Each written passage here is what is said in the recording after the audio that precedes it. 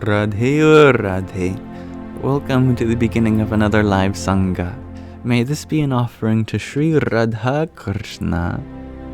And as we await our first guests to arrive, allow me to set the intention for this space as being a welcoming environment, open to everyone, regardless of background, identity, belief system, ideology, philosophy,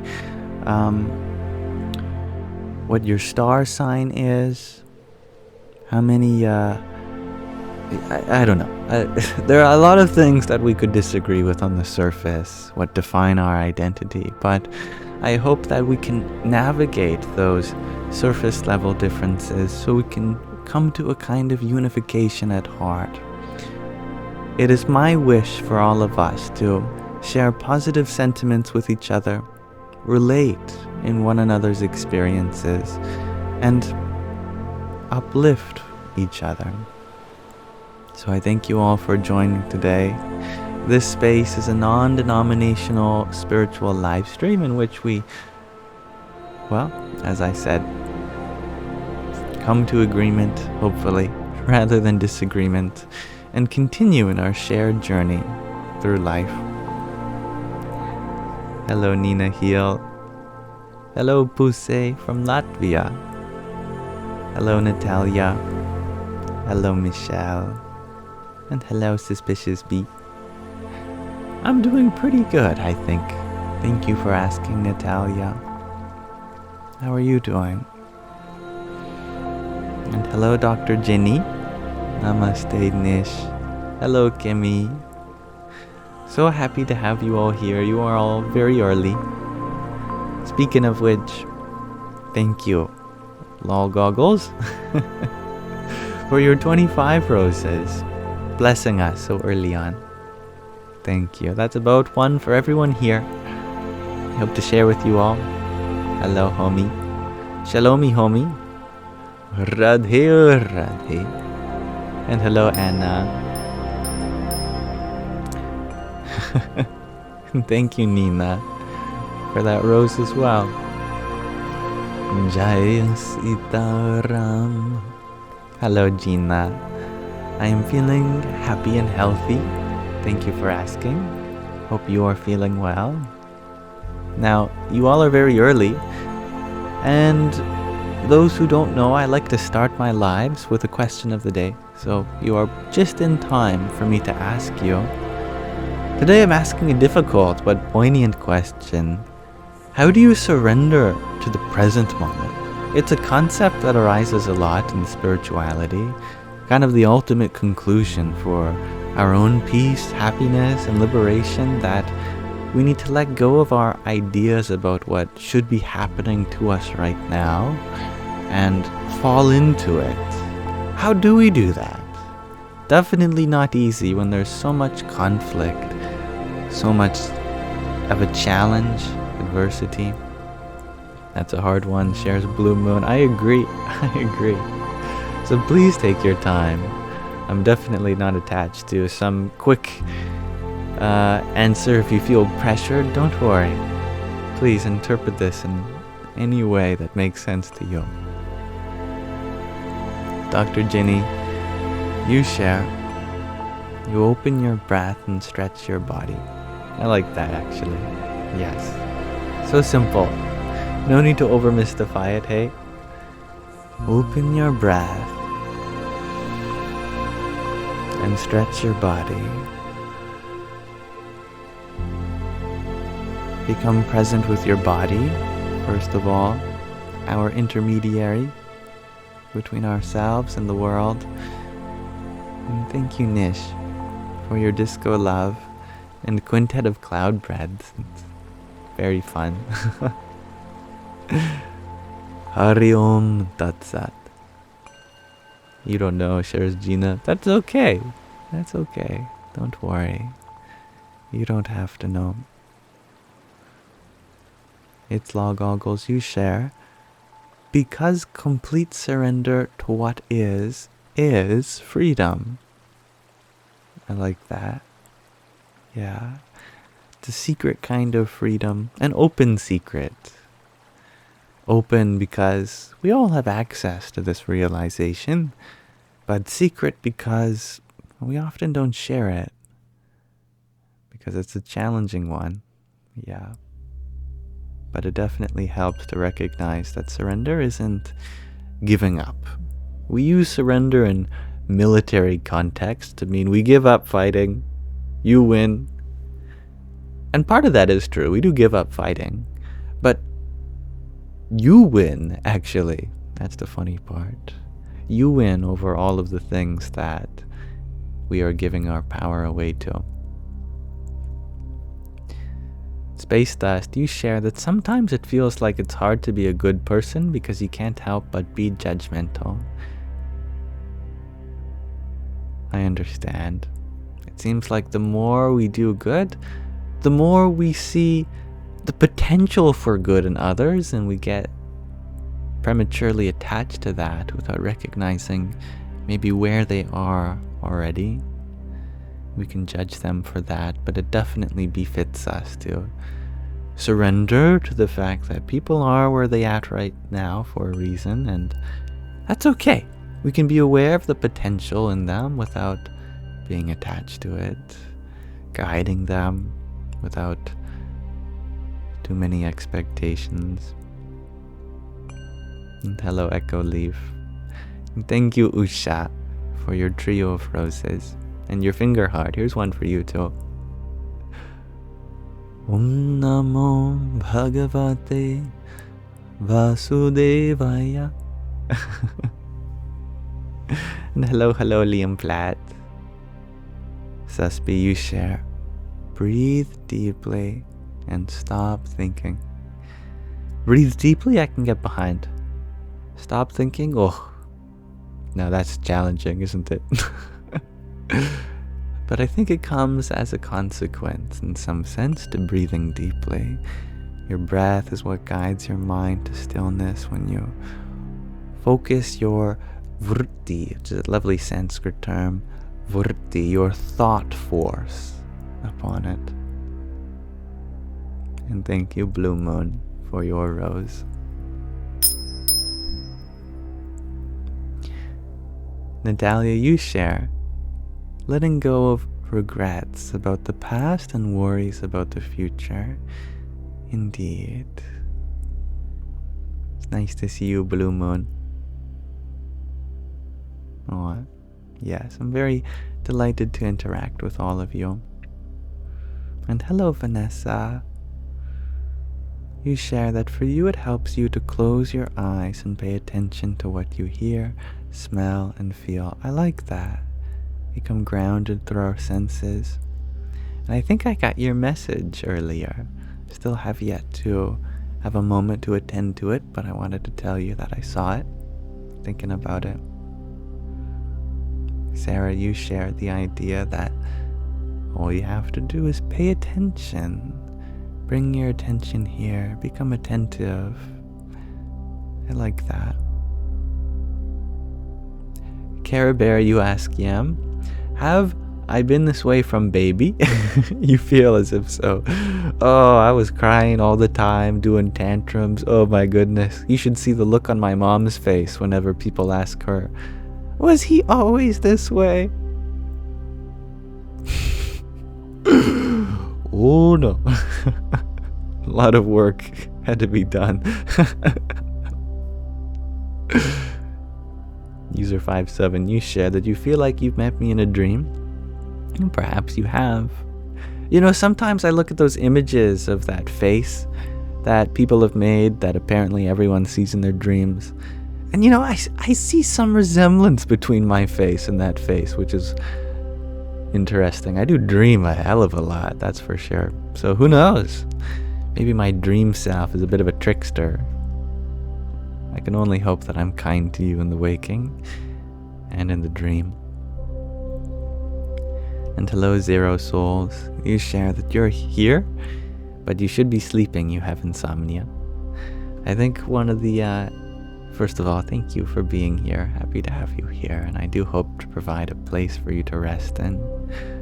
But one of the things I've learned about insomnia myself is that If you tell yourself you should be sleeping, then it's hard for you to come to sleep when you feel guilty about being awake. Let go of should or should not, just as you are right now. That's okay. And maybe with that acceptance, you can become a little more allowing to slip into states of sleep. And thank you, John, for your tiny diny. Yippee!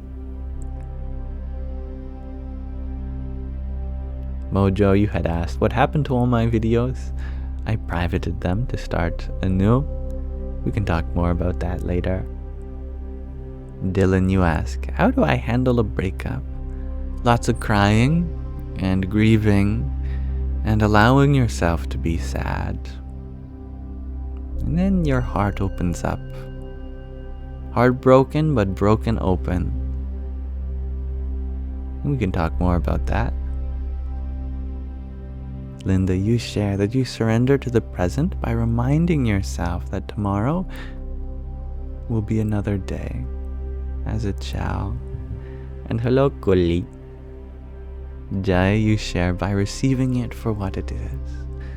Like that answer to our question of the day. And thank you, Ragnhildur, for your heart me. Hari Om Tat Sat. And Blue Moon, you share that you don't really know how to answer the question, but you'll be here seeing what everyone else has to say. I love that. Yeah, that's a good intention to have. There's a lot we can learn from each other. And hello, Sandy. It's the name of my cat, so I like you already. You are curious if I'm familiar with Dan Ingram. You're reading his book. His name sounds familiar. You'll have to remind me what he's famous for, but off the top of my head, I don't remember. Sarah, you share you loved me in many lifetimes. What a wonderful thing to say. We have loved each other through eternity. And thank you, user57. I'm happy you find beauty in the spirit. How long have I been on this path? For as long as I can remember. Now there are some wonderful questions being asked, and I think perhaps we've reached a good time to pause our question of the day. So thank you everyone for entertaining it. I love the ideas of letting go and having some gratitude, some attitude of gratitude. Definitely. Breathing, grounding ourselves through being attentive, seeing, hearing, feeling. I'm curious, Mataji, how do we surrender to the present moment? See what she has to say about this, my AI assistant. Namaste, dear Yam. Be like a river, flow, don't cling. Breathe, accept, and let go. Jaima. So simple. So simple. I like that. Could you elaborate on that, Mataji? I'd love to hear more. That was beautiful. Ah, sweet one, embrace the present as Shiva embraces Shakti, a divine dance. Surrender by trusting life's flow, just like Krishna's flute plays. Be here now. Om Shanti. Om Shanti. Thank you. I love that. All right. So, before we fully open up today's Sangha, there's one more thing I'd like to do with you all. But first, thank you, Kalki Ji, for your heart me and team bracelet. Om Namah Kalki Ji. Om Namah Kalkiya. Is that how you do it? I don't know how the Sanskrit works here in this case. I guess we could ask Mataji, but anyway.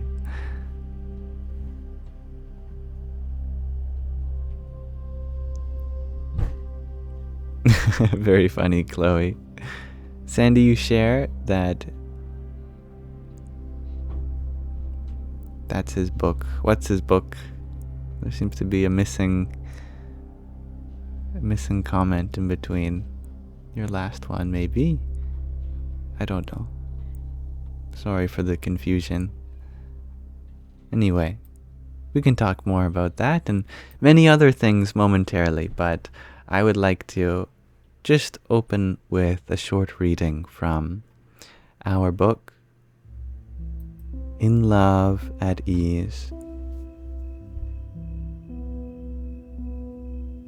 Sounds like my laptop is about to explode. I don't know why the fans are turning on so high. Just wondering. Okay. So, we are reading In Love at Ease. This is Everyday Spirituality with Pramukh Swami Maharaj. He is a very prominent figure, a previous guru and president of an international spiritual organization known as the BAPS Swaminarayan Sanstha. I'm not affiliated with it. However, I do believe that he is a wonderful figure that we can all learn from. And so let us learn about his life from the eyes of many of his devotees. We are in the second chapter now, In Love. He was in love and at ease with everything. Additionally, this third part of the second chapter is all about how we can learn to love ourselves. Sorry, actually, that was the last part. That was the second part. The third part is how we can love our higher self in Parabhakti, the highest kind of loving devotion, namely towards God and God's representative called the Guru, our spiritual teachers in life, which become a portal, a doorway into the divine.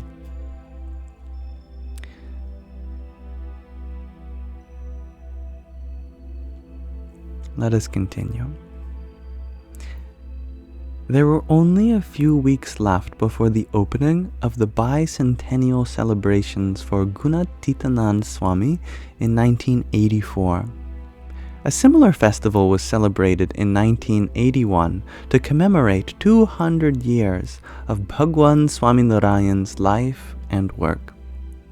The first festival set high standards for these kinds of celebrations. Unfortunately, this festival was overshadowed by the communal riots that had disrupted Gujarat and especially Ahmedabad, which is where the festival was scheduled to be held. A few of the Sadgurus, including Mahant Swami, who was the successor of Pramukh Swami and the current president and guru, Dr. Swami, and Ishwar Charandas Swami, gathered for a meeting in Ahmedabad to discuss the fate of the festival.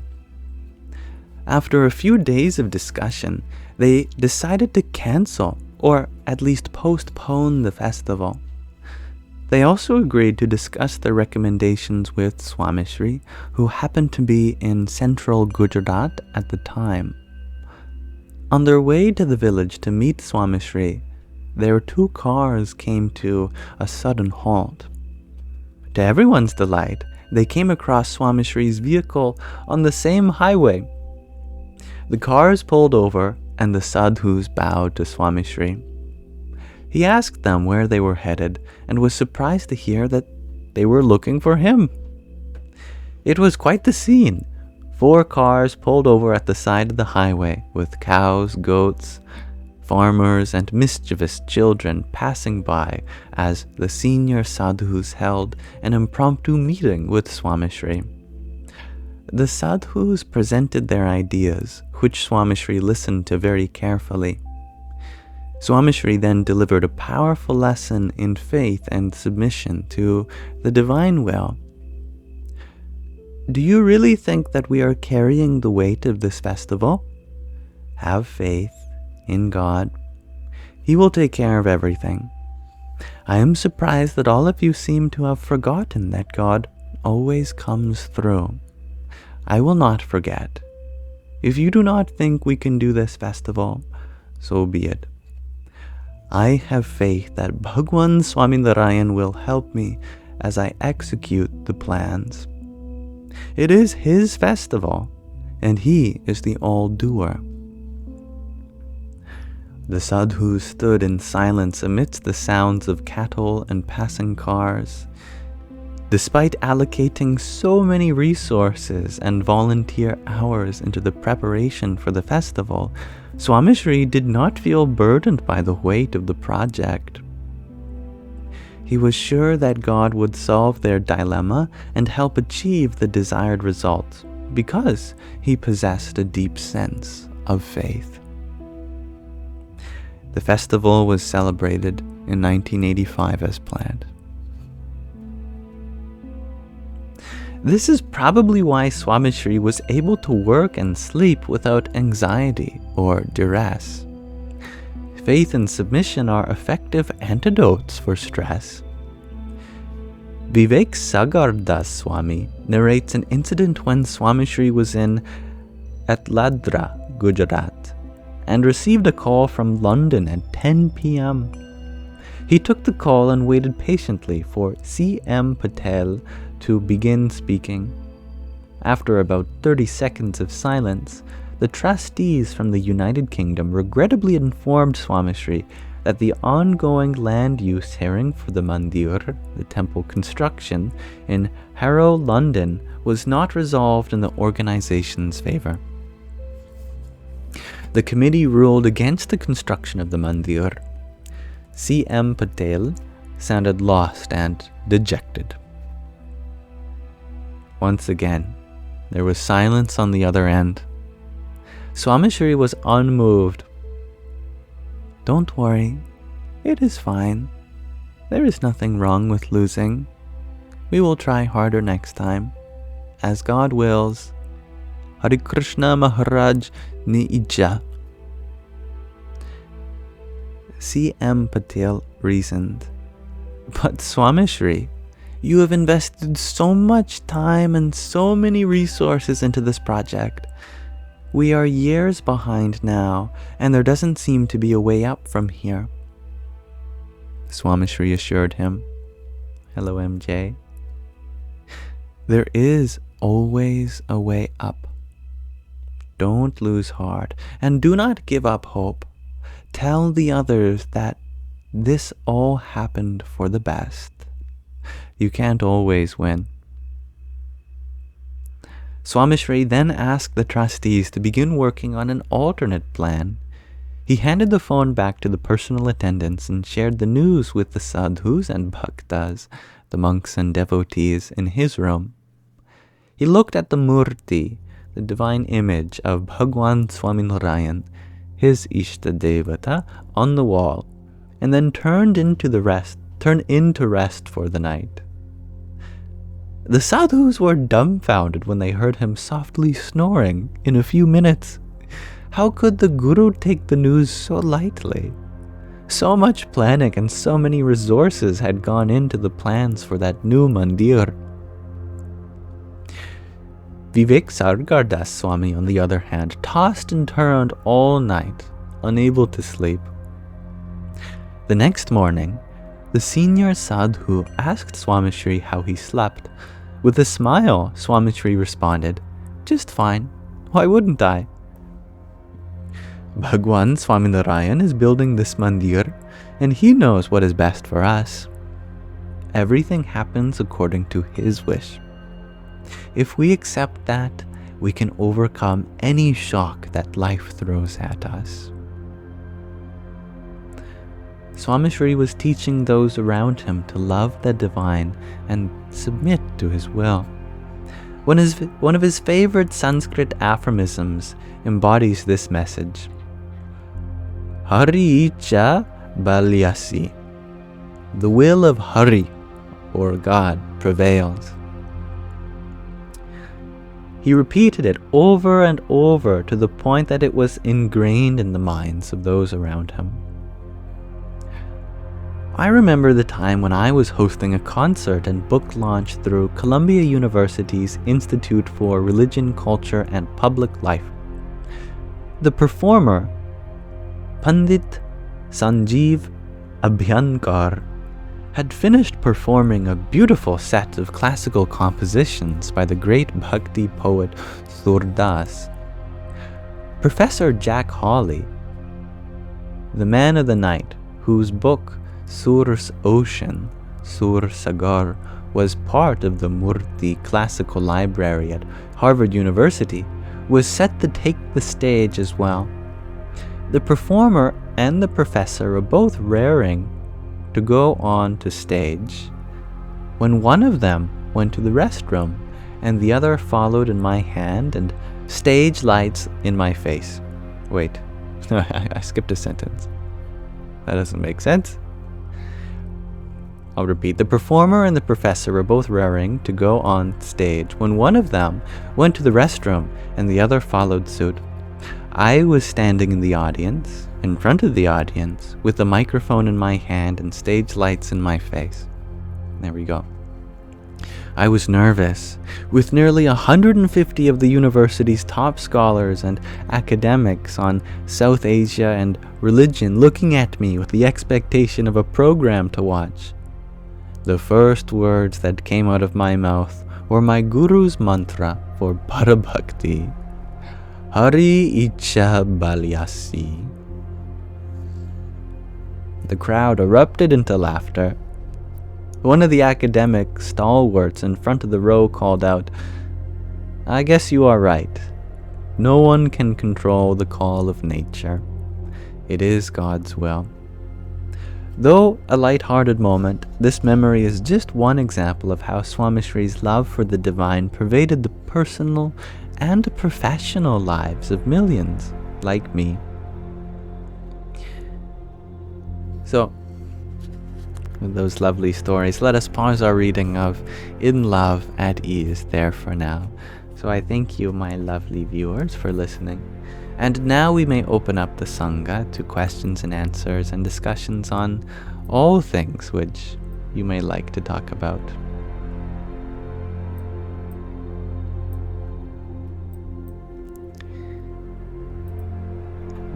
Thank you for those who sent a gift whilst I read. Danny boy, thank you for that heart me. Hari Om Tat Sat. An ethereal whale lotus, thank you for your heart me. And Team Bracelet, Jaya Sitaram. And thank you, Chuck, for the money gun. Making it rain while I read. It's very fun. Radhe Radhe. Liz, thank you for your heart me. And thank you, Tatmamasi, for your quintet of roses. Hare Krishna. And Sue Tushingham, thank you for your rose, dear. Thank you, Gina, for your pair of roses. Hari Om Tat Sat. Thank you, Vanessa, for your trio of roses also. And thank you, everyone, with your patience as I extend my gratitude back to those who sent a gift whilst I read. Tatvamasi, you share. You missed the live yesterday. Well, you're not the only one. I missed it too. I had an interview yesterday that I mentioned, and originally I was planning on going live earlier, but it became a little infeasible for me given my other responsibilities, which I trust you understand. Blue Moon, you ask, do my cheeks ever hurt from smiling that much? I have a contagious smile. Yes, they do, actually.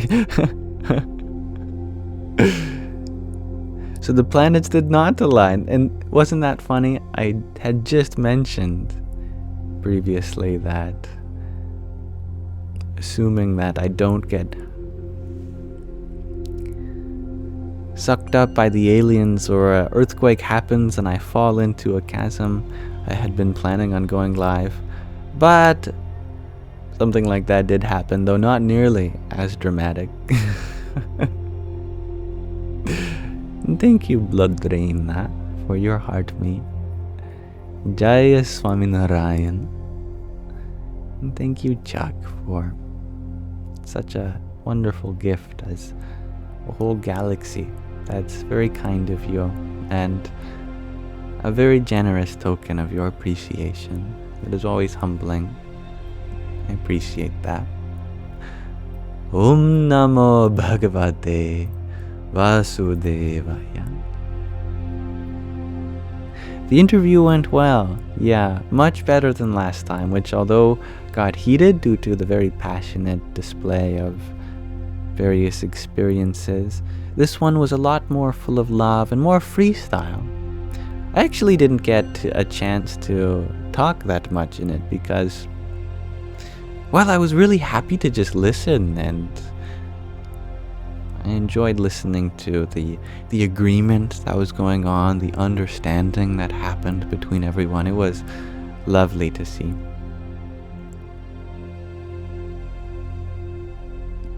Sleepy Panda Baby, you ask, is there a chakra we can focus on to help lower cortisol, the stress hormone? Maybe. I know that in the chakra system, all the chakras are symbolized as having petals, and each petal goes to a different organ, and as such a petal has a certain mantra associated with it, the mantra for that specific organ. To me, the chakras are more mystical in nature or esoteric, in that they symbolize something beyond the body, and I have entered the void. Right now I use my Osho camera. always said, be a Buddha.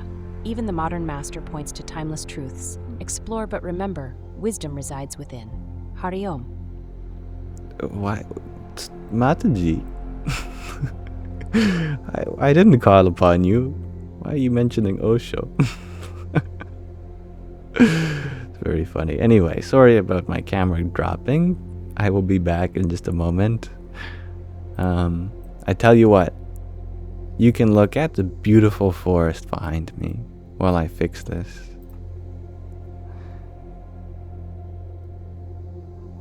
Let's see here. I use my phone as my camera, which is hooked up to my computer. And so the data is streamed through a USB cable. But that USB cable is probably not the best of all the kinds I could get. So sometimes I thought it was fixed. My apologies. Sometimes things like this happen. Maybe I do need to keep the camera on in order to have this fixed. Here we are. Okay. We are momentarily making a fractal with the camera in the camera in the camera in the camera.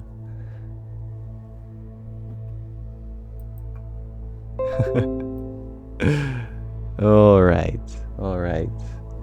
You know, I realized that I didn't turn on my lights behind me either. Anyway, doesn't really matter. Thank you, Blodrina, for your beautiful flowers and a rosa. Hari Om Tat Sat. Mataji is taking over, it seems like. Crossfires, you're wondering, what kind of job am I trying to get? The one in which I am employed by the universe to take care of all of its creatures and components. The job I feel obligated to work towards every day, where promotions come not in the form of a pay raise, but in the form of opportunities for me to uptake. I'm hired, thank you, MJ. You're the universal representative. But yes, we were talking about the chakras and how to reduce cortisol. The spiritual approach that I take is less centered on the body, although bodily health is absolutely important. For that, I'd recommend going to a doctor, but spiritual health, maybe I can help you with that. Most importantly, stress definitely has a big relationship with our spiritual life. Why? Because one pathway of spirituality is known as Karma Yoga, Karma is a word you've heard before. Yoga is a word you've heard before. Together, Karma Yoga refers to skill in action. It means doing things in a way that does not induce stress.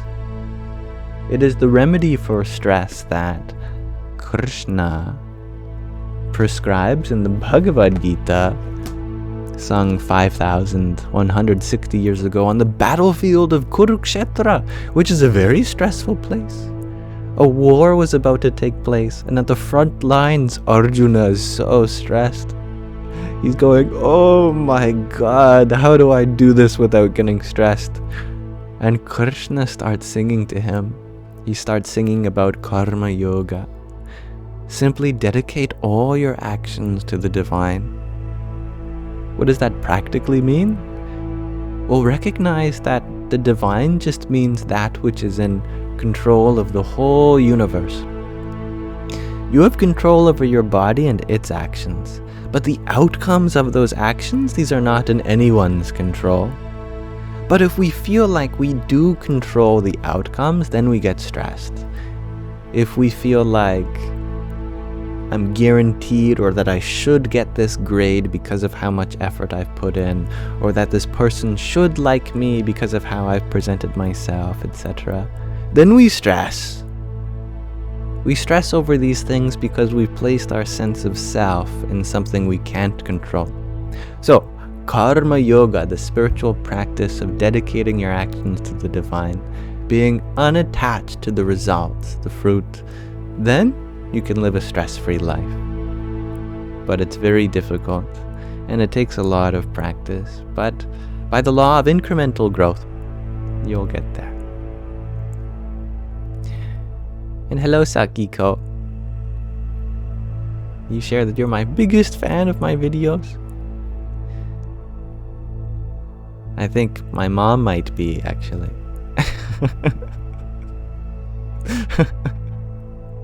You're competing with my mother, and she's quite a big fan.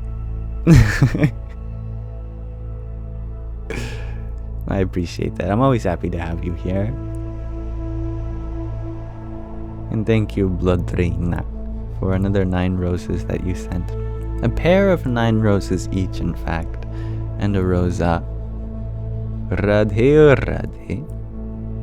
Hello, Anazek, and thank you, MJ, for your 17 roses. Hari Om Tat Sat. Sleepy Panda Baby, you're welcome. You keep getting the same advice. Well, that could be a good thing or a bad thing. It means either I'm uncreative and not listening to your subtextual needs, or maybe, as you have said, it is a matter of just applying it. And where is the gap? That's where Buddhi Yoga comes in, actually. Krishna talks about Karma Yoga, but how do you apply any yoga? Through the intellect, through the Buddhi. So there's an even higher yoga called Buddhi Yoga, the yoga of the intellect. What is the yoga of the intellect? Basically, it means surrendering our own reasons for doing or not doing something and going by the will of God, Guru, or Scripture. So don't take it from my authority, take it from Krishna's authority that has worked for millions of people over thousands of years. There's a good peer review system that comes in ancient traditions that should give it some authority. Remember, we cannot control the mind directly, but we do have influence over it with the use of the intellect. I think we forget that the intellect is not merely a part of the mind, it's something higher than every other part of the mind. It is the part that is able to transcend the suffering of the mind and direct it towards growth, towards change. It is fed by the knowledge we give it, and therefore it's important to give our intellect, our buddhi, the right knowledge, the right jnana. And that's where Jnana Yoga comes in, the yoga of knowledge. All the yogas fit together. And thank you, Asma, for your heart me. And Esther, thank you for your rose. Hari Om Tat Sat. Shay, you ask, is Jesus real? Dive into your heart and ask yourself. If we're talking about Jesus, the historical figure, then, we could rely on many evidence that points to the answer yes. There was indeed someone named Jesus of Nazareth that lived 2,000 years ago. But that's Jesus the person. Jesus the Christ is eternal. And his message lives on through billions of people today and have touched the lives of so many. That passion of the Christ is very real, isn't it? Even if you're not a Christian. I myself don't consider myself a Christian, but yet I have to recognize the reality of God within Jesus. Whatever aspects of that source of existence we wish to attribute to someone, it is clear that the story of the Christ exemplified them. And that's very real. Even if the story isn't real, which don't worry if it is or isn't. The message behind it is absolutely real. Like The Wizard of Oz. You could ask about if it's real. But the meaning and the symbolism behind it, very real. Every story has a profound effect that lives on through you. That is the reality that is important to consider.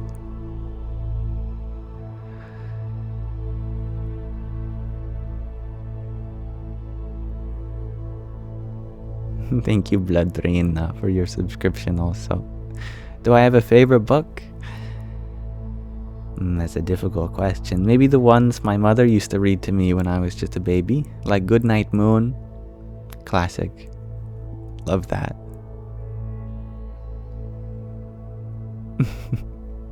It's like what John says in his gospel, John 1:1.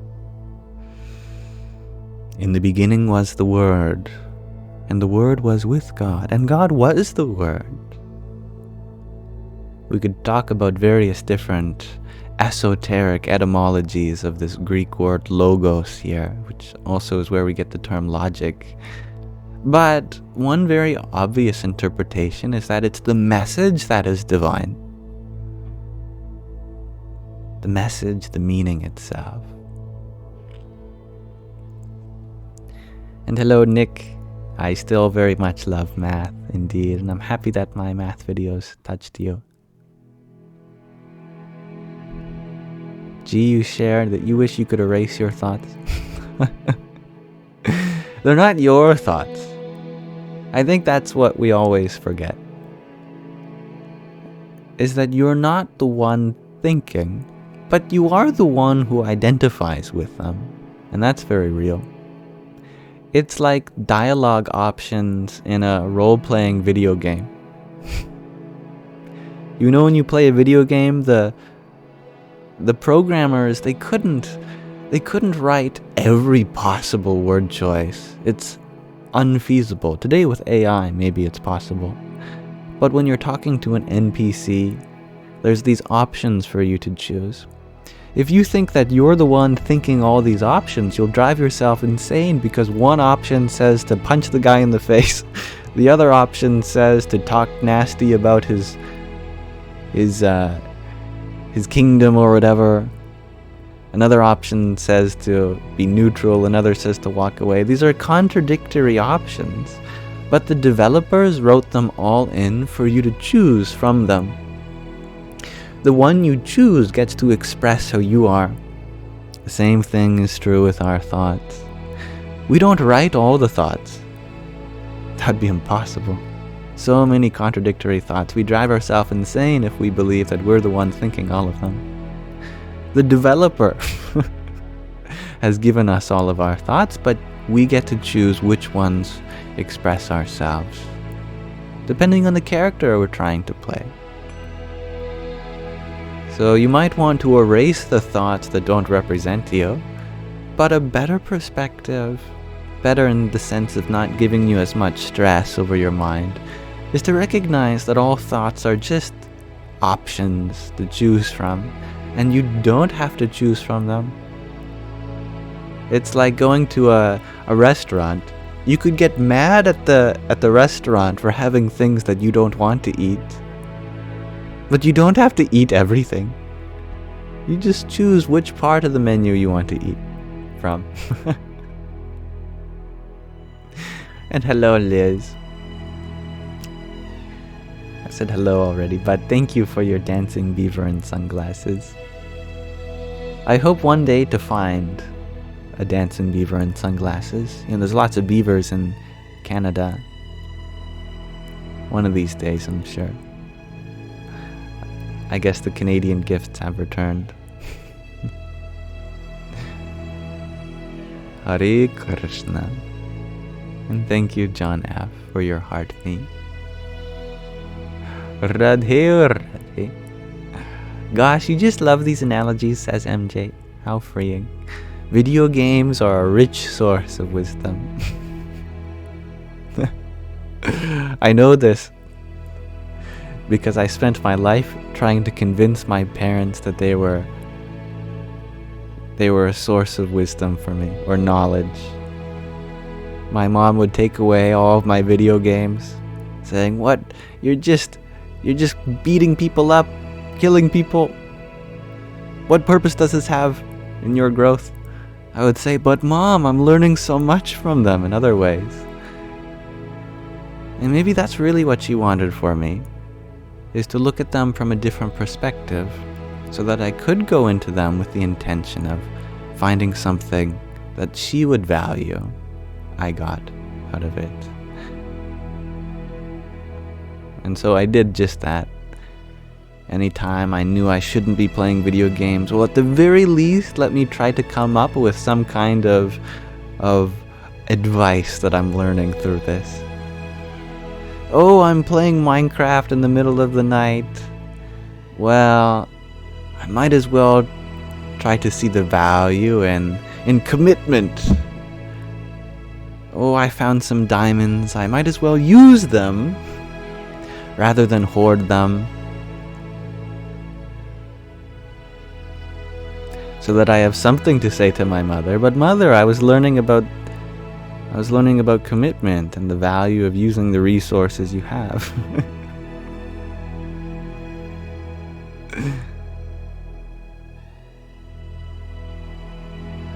Little Wing Nico, you share that screen time is majorly important for neurodivergent people, though. Definitely. Myself included. Blue Moon, you ask, do I have a favorite video game? I very much love Minecraft. I think Minecraft is the best video game ever made. So much freedom. Oh, I love it. Real life is like a video game in a lot of ways. Obviously, the video component is there. What's our controller? What's our interface with the world? Where is the control point? To me, it's the ego. The mind is the screen upon which the video game takes place. The ego is your joystick.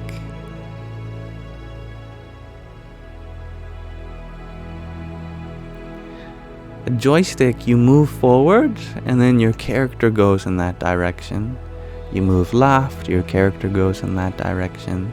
Whatever direction you point your joystick, you go in that direction. Ego is just that. It's formed by sangha, by association. Whatever we associate or identify with, we go in that direction. Our love, our energy, our resources. If we point our ego in the direction of a family, I'm a family man, then all our time, resources, love, and energy, they go towards supporting our family. The joystick's in that direction.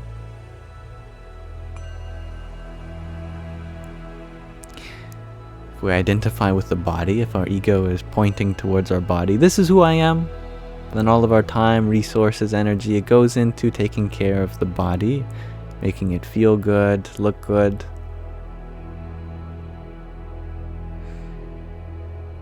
But we don't realize that it is our control point, our associations.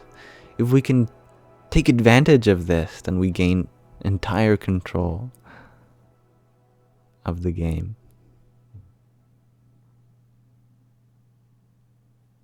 Small, you shared. We need a Yam Squad Minecraft server. That'd be fun. You know, we used to. On my Discord, there used to be a Unity world.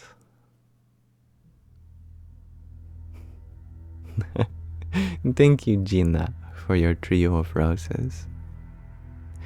Hari Om Tat Sat. And that's right, Cookie. So much hand-eye coordination. It's structured, time length. Lots of skills we can learn from playing games. Terrence, you had asked, what is the question of the day? Well, I guess you'll have to wait. That's the treat for the early viewers. They get to think about it. Or for the patient viewers that wait until the end. But you're always welcome to answer in the recording when I upload this to YouTube. Actually, it would be even better for you because you can really take as much as you need to think about it, and you have so much more space in a YouTube comment than a TikTok comment. That's for sure. Yeah, I'm happy you see the truth in that, Terrence. When ego is broken down, life feels meaningless with no motivation. You lose your direction in life. Ego is like your compass. Blue Moon, you share that you feel like life would be much easier if you saw it like that, like a video game. You feel like you're stuck doing side quests with no direction. Yeah, we all need a main quest, don't we? To me, it is all about bringing out the potential we see in everything. A lot of the time we are blind to potential, but when we start becoming aware of potential, we don't realize that it's waiting for us to bring it out. That potential is not going to unfold itself. It requires patience, time, commitment. Actually, there's only two things in this world: good and evil. Good is what already is. Evil is just a potential for more goodness. Isn't it so? Think about it. Whenever we call something bad or wrong or evil, what we really mean to say is that it's not good, but it could be or it could have been. That could be and could have been, I think, is the most important part about this label that we forget. It means that there's a potential for goodness to be there, but it has yet to become manifest. So I should say there's really two things in existence: goodness and the potential for goodness.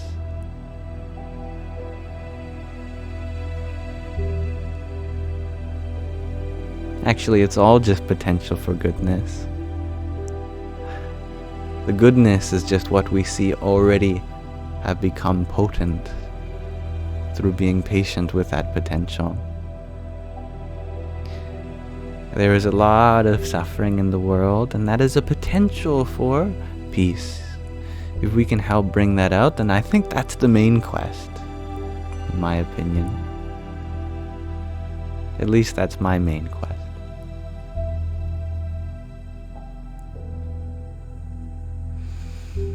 G, you ask, what would a person without the five senses experience from the first person perspective?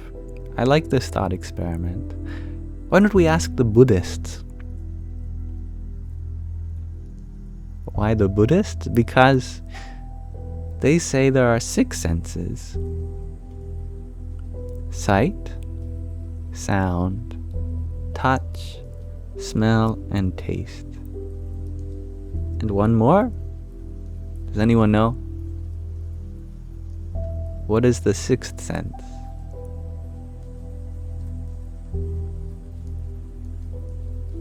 This is my trivia question for you. Soul, you're close. Akasha, well, that's the sixth element, or the quintessence, actually. Riz, intuition, says Gina. Mel, vibration. That's right, Linda Lewis. It is thought. It is mind. Because it's one of our experiences, but it doesn't fall under the five. We can see sights, hear sounds, feel feelings, smell smells, taste tastes, but a thought is not something you can see, hear, feel, taste, smell. But we use all of those adjectives or verbs to describe them only because they kind of fall into a whole other category, and so we have to describe them in terms of other senses. You could say we know thoughts. Thoughts appear to us as the knower. So without sight, without sound, without taste, without feeling, without smell, thought would still be there. But the problem is that what would you think about? Because most thoughts are based in our senses of the world. We think about things to see, hear, smell, taste, or touch. So what would you think about? To me, if you continue to think about this, you'll create the entire universe. Just as Noor alluded to, deep thoughts about nothing.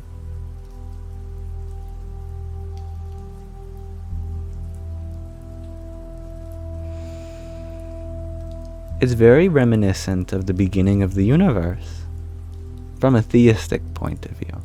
If we think about just there being a being and nothing but a kind of consciousness, let's imagine that they have some kind of cosmic mind.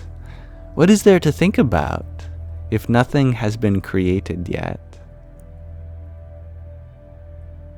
And that's kind of the miracle of this universe, is that whatever driving force manifested it, it was manifested out of nowhere. That these thoughts almost spawned into be a being that produced them, the cosmic thoughts of the universe.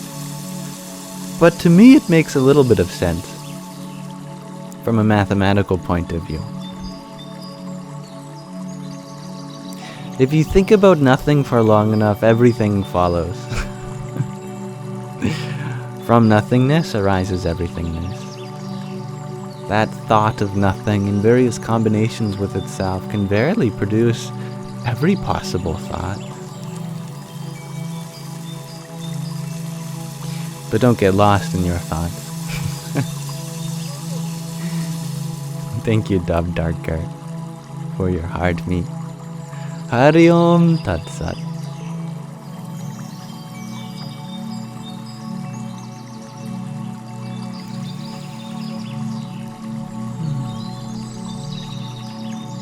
Little Wing Nico, you share that your friend once said, "You can't see a soul, it can't be real."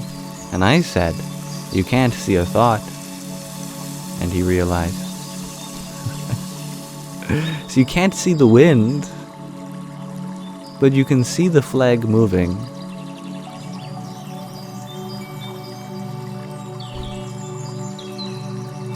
You can't see space, but you see all the lights within it. You can't hear silence, but without silence you wouldn't be able to hear anything. If there were no silence, oh, we'd never be able to hear each other. We require silence in order to begin what we have to say.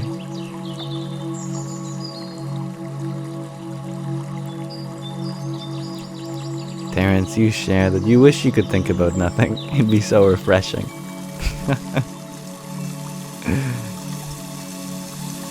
I understand.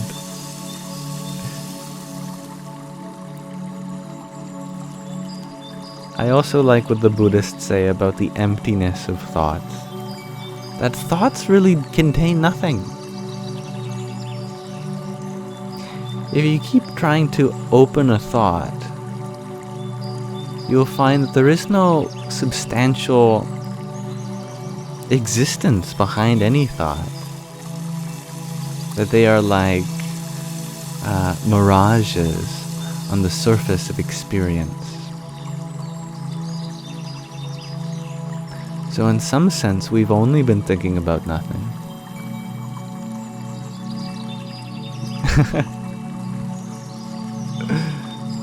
That is to say, we put so much importance in our thoughts, but a lot of thoughts are rather arbitrary.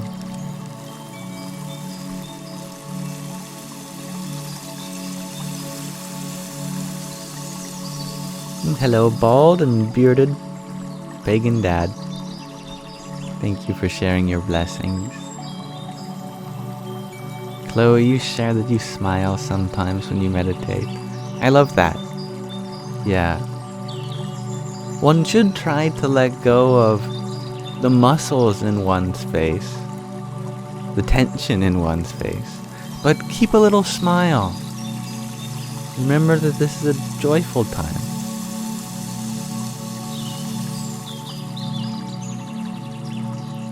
Make sure the corners of your mouth are creased while meditating. This is important. This is what the teachers say. There's a story of Yogi Raj Gurunath Siddhanath, who explained his meeting of the divine Mahavatar Babaji. And he said his smile was so simple. He wasn't frowning. He didn't have no expression. He had the simplest smile you could imagine. And yet that smile could break all your bones, send you to heaven and hell, and back, and destroy all your karma. That is the power of a simple smile. Hello, Jade. It's been a while. Anazek, you share that I come tonight like an angel. I think there's a lot of angels in this live stream. And I'm very blessed to be among them. Such as yourself.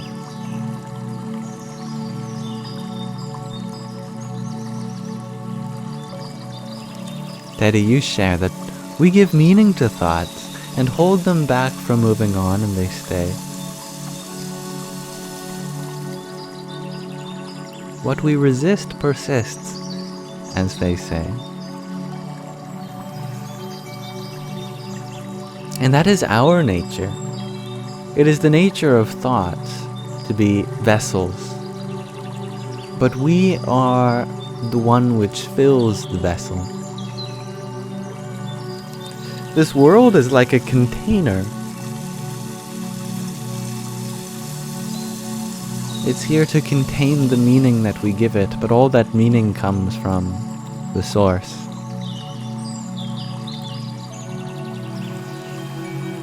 We get lost in our own meaning, don't we? Thank you, Asma, for the music play and the gimme the vote. Radhe oh Radhe. Maybe you find beauty in that blue moon. You're very welcome, Chloe. Aaron the Awesome, you're wondering what happened to all of my content. I decided that it wasn't serving me anymore. And I am sorry. I know you liked it. But I get to interact with all you now from a perspective of greater humility. I say that not because I consider myself humble, but because I consider myself humbled by the universe. I was very much humbled. I was sharing all sorts of things that, really awaken the mind, but it was rajasic. Some of you may have heard this term before. It's a Sanskrit term that means that which awakens the mind and creates deep-seated impressions. But that quality of mind is actually going to hold you back on the spiritual path, as it did for me, because that craving to experience something new makes it difficult to accept what already is. And that's a great way of putting it, Rob. That content is what brought you all to me. It served its purpose, and you are grateful for that. Thank you. So now I vow to share to you from a different angle, where I'm not trying to provoke your mind, but invoke your heart. It's less mentally stimulating, I know. But I hope to excite you in other ways. Excite you from a place of love and compassion. I believe that's what we're really needing in this world anyway. Thank you, Betty L, for your rose. Orla, you ask, how am I feeling after yesterday's interview and today's debate? Actually, inspired. Yesterday's debate went really well, and it was less of a debate, although it seemed to start as one. In the end, it evolved into a lot of love and understanding, and to that I'm very grateful. And today's debate that I had privately it's not that serious, don't worry.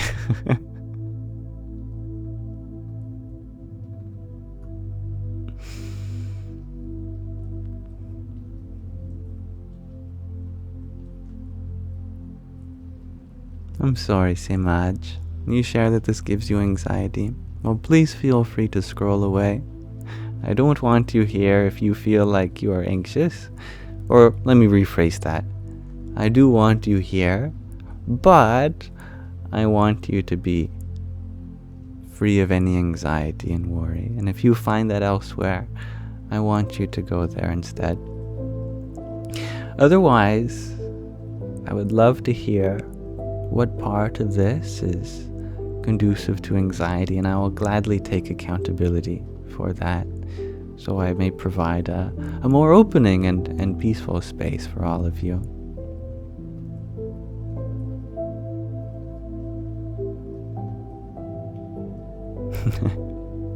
Sky Guardian, you share. So one thing you were thinking about, how come no one's named Om, but Om?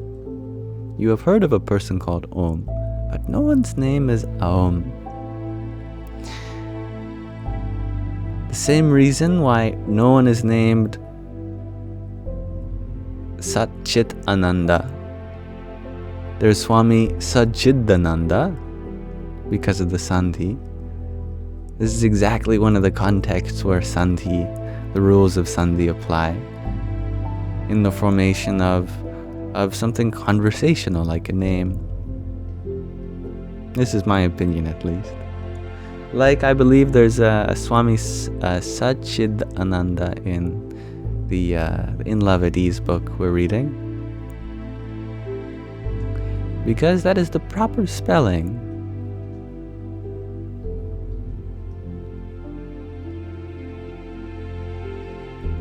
Hello, Hexakin. You indeed got a scammer. Well, I'm sorry to hear that. I'm happy to know that you were able to exercise your discernment and know that it was a scammer. Dr. Ginny, you were wondering what about the music that's playing? The music, let's see, it's called I Will Hug You Forever. How lovely is that? I will hug you forever. Never let go.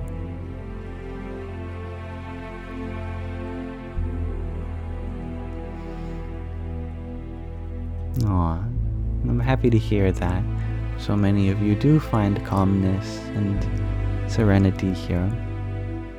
That makes me happy to hear.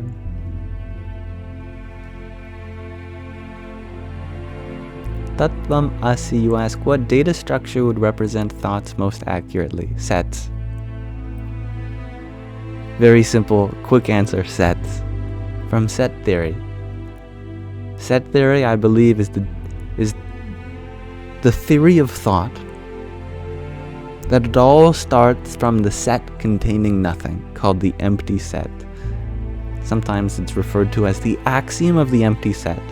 That in the beginning there was just one container, and that container was empty.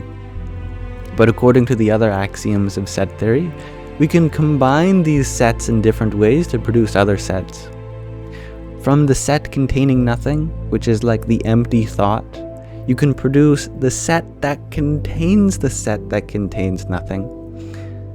And at this point, I have to warn you that the language of set theory can be very difficult because it sets all the way down.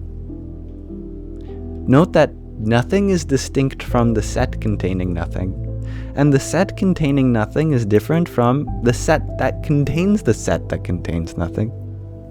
Perhaps it would be better to notate this in traditional mathematical symbols. Here is the empty set. It is symbolized as a circle with an arrow through it. That's the empty set, the set containing nothing. But if I put a pair of braces around it, this becomes the set that contains the empty set. And we could put another brace around it. And now this is the set that contains the empty set. And we can throw in another set. How about we can throw in the empty set as well? So now this is a set that contains two things. The first thing contains one thing, and the second thing contains no things. And the thing that's contained in the first thing is the same thing that's contained secondly, being the empty set. If this is sounding very abstract, it's because it is, and it's not easily comprehensible. But the point is that from just sets and nothingness, you can create everything in mathematics. In fact, what you're looking at right here, that is the number 2, set theoretically. This is the number 2. People think the number 2 is a unit. It is a fundamental element of math. But no, it's deconstructed into earlier things, into sets containing sets containing sets. Everything in math is made up of infinite sets most of the time. But the finite ones are very simple and just represent the finite numbers. But there's lots of things that are infinite. Anyway, I believe that truly this is a model of thought as well. Starting from a baby, you have the thought of emptiness, and then the thought of emptiness, and then the thought of the simultaneous thought that you're thinking about nothing, and that you're thinking about something, and slowly a geometry of relationship emerges from the different kinds of sets, made on sets, etc. And they give rise to experience, just as these sets in mathematics give rise to dimension, space, time, number, shape, equation, relationship. Everything is ultimately made up of just awareness, just a containing field of information. What is contained? Well, just more containers. Containers containing containers containing containers containing nothing. And this is set theory, in case anyone wants to study. It's a math that they only teach you maybe after you're undergraduate in university, unless you're impatient like me and you start studying it outside of class. So that is the model of thought. But you're wondering, like stack, queues, LIFO, FIFO, how are thoughts accessed? Yes. How is the user interface available to us through our thoughts? It is a mystery, isn't it? Because they seem to surface from our subconscious. And where does our subconscious get these thoughts? How do they order it? There seems to be a transcendental order to it all. Just like there is a transcendental order to all of the atoms and particles and galaxies, planets, stars in our universe. We can describe what they're made up of, but not why. This galaxy is here and another one is here, and which galaxy arises. It seems like chaos theory best describes that. I don't know. How we access thought, I think impression has a lot to do with it. That the most accessible thoughts are the ones that have the most dominant impressions, the ones that we have given the most energy to, that we have dwelled upon the most. And we choose which thoughts to engage in based on the selection of the most impressionable ideas first. The good news is that we might not know how we are doing this, but we don't have to because we're already doing it. The Buddhi, the intellect, is the manager of the thought.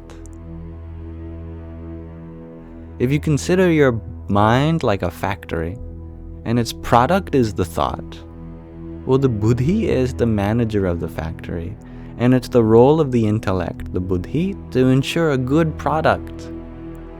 The Buddhi looks at one thought and says, this is not a good product, less of that. And looks at another thought and says, this is a good product, more of that. But how does the manager know which products are good and which ones are not? From the knowledge of experience. The manager knows which products are doomed to fail because they've seen users who have used this product. It has not helped them. But they get frustrated. It might even end up negatively influencing their life. Likewise, some thoughts, you just become experienced. Every time I engage with this kind of thought, I end up in an argument with someone else. Or anytime I end up engaged with this thought, then I end up not sleeping well that night. Therefore, these are poor quality thoughts. Bad product. But these thoughts, on the other hand, I seem to come to understanding whenever I engage in these thoughts.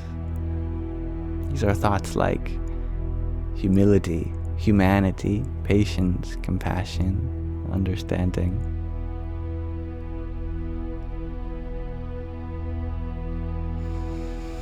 As we become more experienced with our thoughts, we begin to have some leverage over their nature. We don't fully understand how and where they arise. That's transcendental. But it is our job to ensure a good, high-quality product of the mind. A noble, virtuous thought.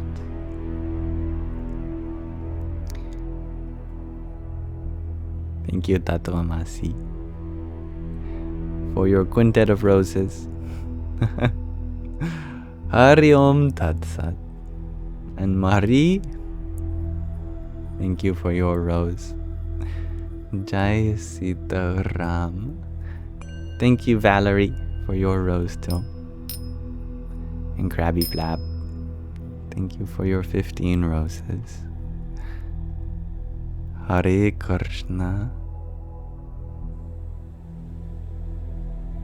Orla, you share.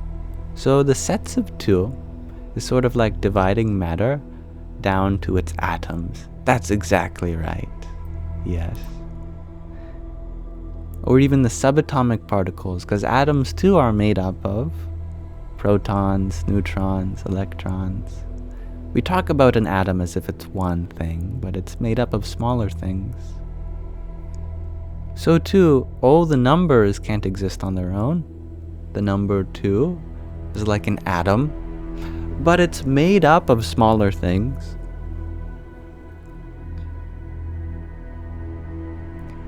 Namely, 2 things. That's why we call it 2. That's why it is 2. It's because it represents 2 things.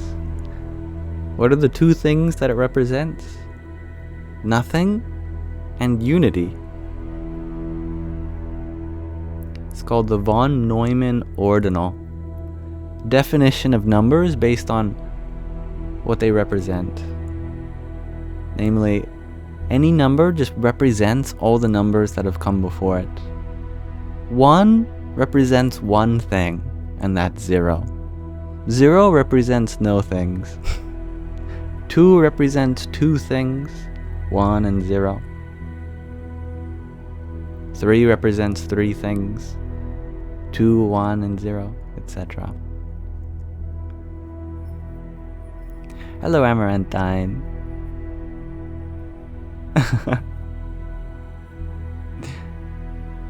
Farley Fartnuts.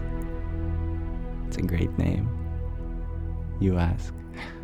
What kind of music do I like?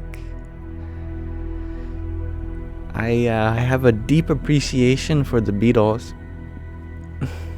John Lennon and George Harrison, Ringo and Paul McCartney.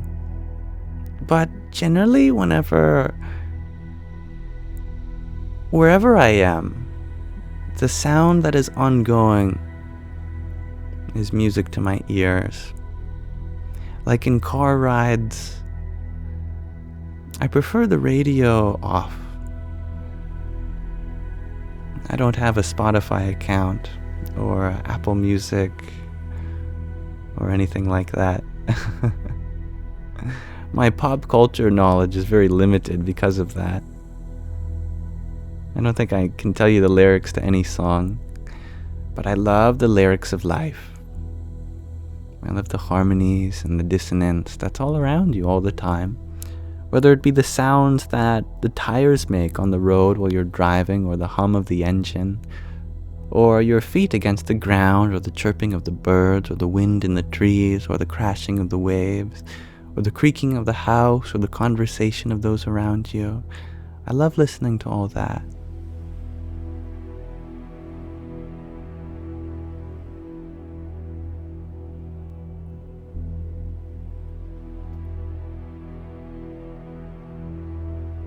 No, what are you sharing? That you met a Krishna, a Hare Krishna selling books related to the Beatles. Yeah, well, some of the Beatles, they loved the Hare Krishna movement, especially George Harrison. I mean, he made a very famous song about the Mahamantra that many people, millions of people have heard.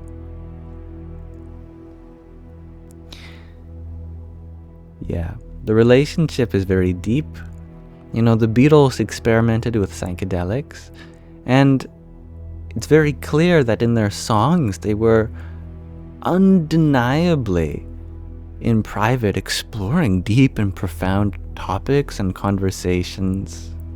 And eventually that led them to go to an ashram in Rishikesh in northern India on the banks of the Ganges. We were reading in the book Roar the Ganges that across the river of where Swami Taratmanandaji was staying was the ashram that the Beatles stayed at under the guidance of their guru. And their guru taught them the importance of meditation. And eventually they became affiliated with the Hare Krishna movement, which is the chanting of the Mahamantra, which is prescribed in this age, the Kali Yuga, as the ultimate sadhana, spiritual practice. Hare Krishna, Krishna Krishna, Hare Hare, Hare Rama, Ram Ram, Hare Hare. The Beatles were very spiritual. In their album cover of Sgt. Pepper's Lonely Hearts Club Band, there's like 100 people there. And if you look closely, there's many spiritual figures. Like Paramahansa Yogananda, he is there. and his guru, Swamishri Yukteswar Giri, his guru, Lahiri Mahasaya, and his guru, Mahavatar Babaji. They're all there. And when I saw that for the first time, I was blown away. Because I like the Beatles. I also like Yogananda and his Kriya Yogic lineage. I was like, am I seeing that right? Is that Yogananda? And when I saw his guru there, I was like, definitely. Oh my God, and his guru's there. And his guru's there. Oh wow. Yeah, the Beatles went very deep into Hinduism. In Liverpool, where they were founded, where they grew up, there's a statue of the Beatles walking together. And on the belt of George Harrison is the Gayatri mantra, rendered in Devanagari. Om Bhur Bhuvasvaha Tatsavitur Varenyam Bhargo Devasya Dhimahi Dhiyo Yo Nah Prachodayat.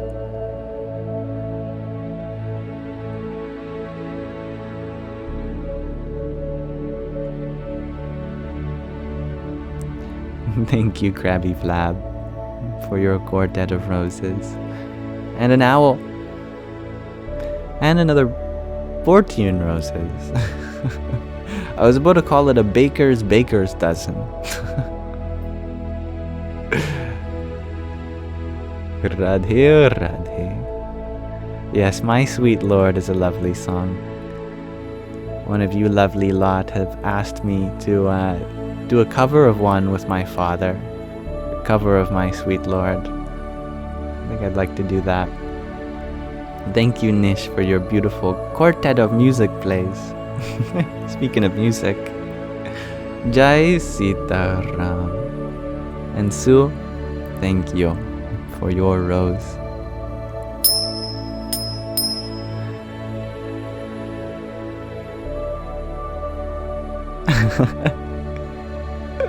That's so funny, Cookie. You share that they wrote I am the walrus just to confuse the ones trying to dissect their lyrics. Awesome. Hare, you ask, is peace possible during Kali Yuga because it sounds like apocalyptic? Definitely. And it's also apocalyptic, which is a paradox, isn't it? Shouldn't the rise of suffering give rise to, a lot of absence of peace? This is the most miraculous paradox of it all. Actually, in the darkest of all times, it is the easiest to find peace. And it's not that profound of a concept. Well, it's profound, but it's not that unaccessible of an idea, if you think about it. Consider a utopia where everything materialistic is going well. You have the job that you want, your family loves you, there's no war on earth. Everything's going good in the world. You have money, you have friends, your health is well. That sounds great. But then your spiritual practice would suffer because there'd be no point to turn away from the world. In order to deepen your spiritual practice, you have to step away from the world. But when the world's all love and dandy, why would you ever want to do that? There'd be no point in pursuing moksha, liberation.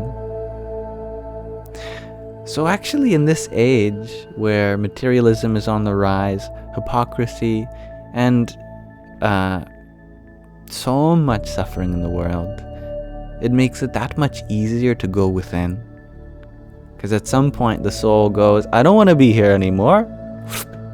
It inverts its attention back to its original cause, its source, almost effortlessly. You could put it like this: all the stars in the sky, they're still there during the day, but you can't see them. Only when it's dark, when the sun has fallen, you can point them out just like that. They become obvious. So when darkness prevails, the shining light within you becomes that much more evident. So spirituality is even more accessible in this age, which is why some people are wondering, why do we see a rise in spirituality, even though this is supposed to be the Kali Yuga? Because that's one of the hallmarks of the Kali Yuga, is that there's a decline in worldly prosperity, but an ascension of spiritual prosperity.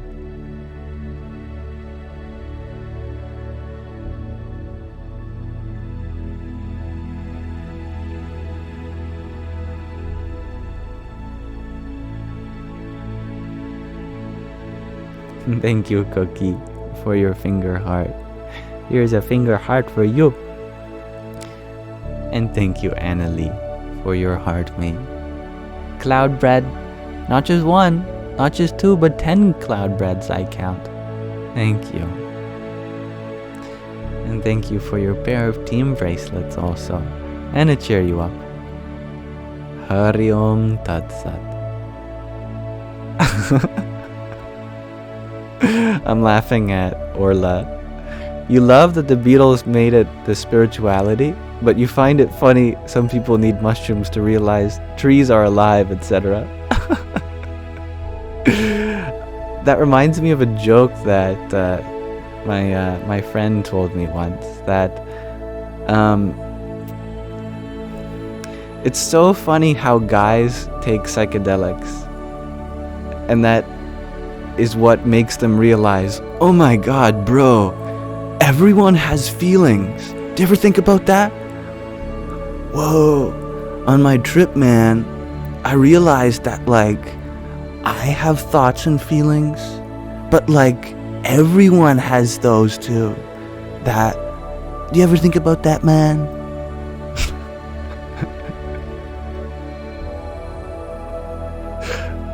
But yeah, it is a distinction between intellectual knowledge and realization. We might intellectually know this, that everyone is living their own life, but sometimes we need a deep experience to fully fathom what that entails. That the richness and complexity of my life, that profound experience of consciousness that I have, everyone has that, just in a different way.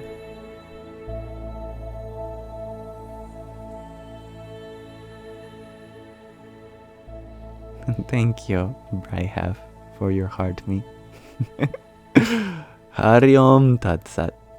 And Roxy, thank you for your heart me. That's why I say that psychedelics are only required if you really have a stubborn mind. And I'm not speaking down on stubborn minds, because I have a stubborn mind too. And it was a big influence in my life, coming to realize these exact things too. I was very stubborn. But I think for the majority of people, it is not necessary. Especially people born in cultures where these ideas are expressed so freely and are ingrained in their traditions that they're brought up in. And thank you, Vanessa, for your tiny. Yippee!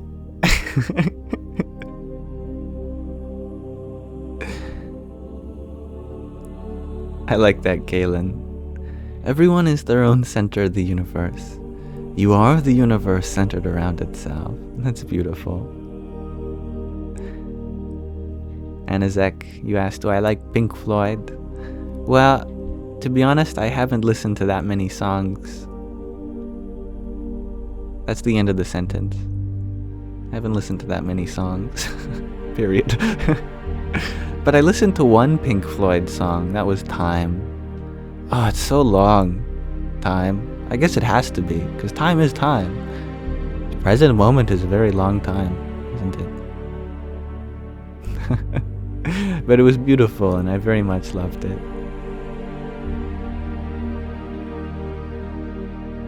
Orla, you ask, Yam, do I even know how healing it is to witness a person socialized as man be as in touch as I am? You share that it's so easy for people socialized as men to have stubborn minds when the world was made for them. Yes, there is a political, economic patriarchy, but there's a spiritual matriarchy. I think a lot of people won't like hearing this, but I'll say it anyway to empower the feminine. That if we go back into ancient scripture,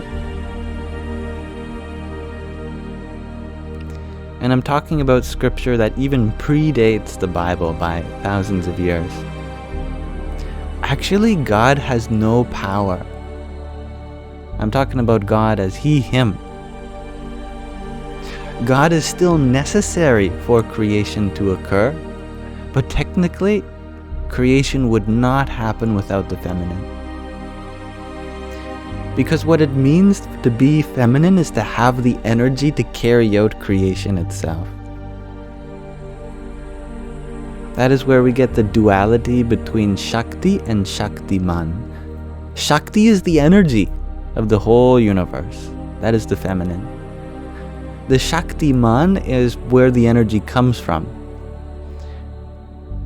It is the material and intellectual cause of creation, but the actual work is carried out by the feminine. It's the same metaphor we find in the reproduction of humans. Yeah, the man provides the seed, and without that seed, there's definitely not going to be life. No doubt about that. But where does all the energy go? Where does it come from? All that time to actually grow the human, give birth, that's all done by the feminine.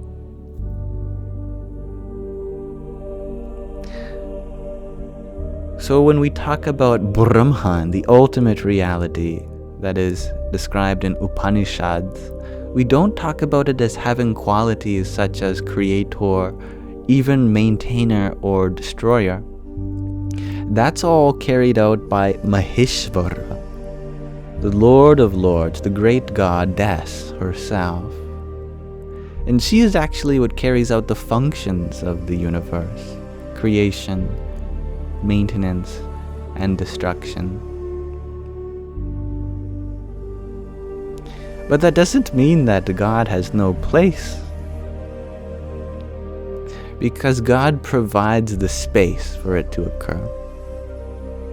You could say that God is the stage, and the goddess is the actors and actresses upon that stage. Without that stage, there'd definitely be no play. But there'd be no play without the actors and actresses also.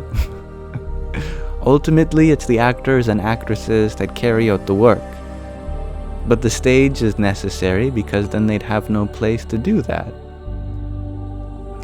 This is why I say there is a spiritual matriarchy, because it is Mother Nature that is doing all the work.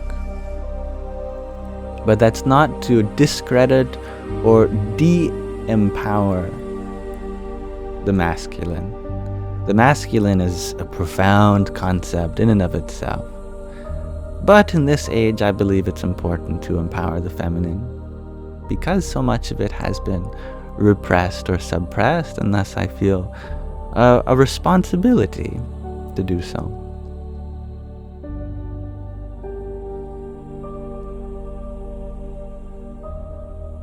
And thank you, Liz, for your dancing beaver and sunglasses. Hari Om Tat Sat. Very beautiful. Empower the masculine. And the funny thing is that there's nothing more masculine than empowering the feminine. That is the definition of the masculine. God is what provides the power to nature to carry out its functions. So it is the fundamental role of the masculine to empower the feminine. And conversely, it's the fundamental role of the feminine to give purpose to the masculine. So it's a relationship of giving power and giving purpose. And that creates that cyclical loop of existence, consciousness, bliss.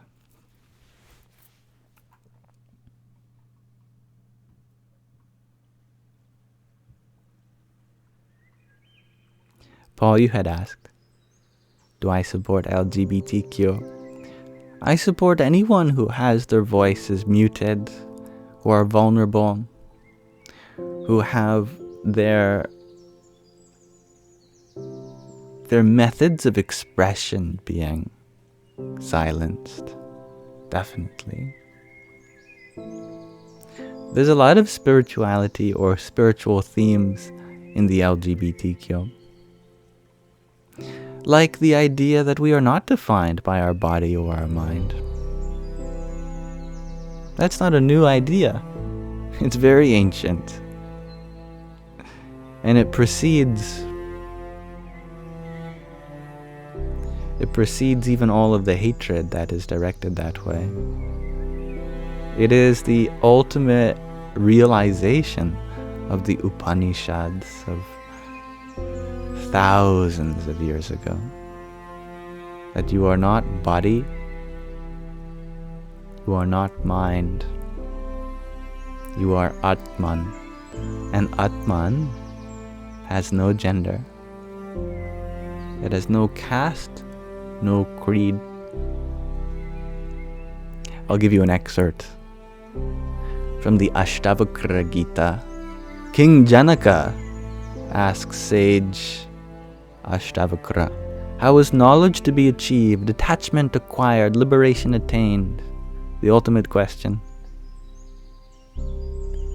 Ashtavakra cuts right to the point. To be free, shun the experiences of the senses like poison. Turn your attention to kindness, forgiveness, sincerity, honesty, and truth. You are not earth, water, fire, or air, nor are you even empty space. You are awareness alone, the witness of these. You have no caste nor duty. You are invisible, unattached, formless. Pleasure and pain exist in mind only. You are the solitary witness of the whole universe. Your only bondage is not seeing this. Abide in awareness with no illusion of person, and you will be instantly free and at peace.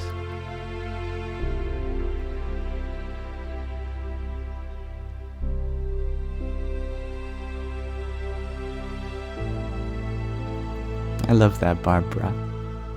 Love has no gender.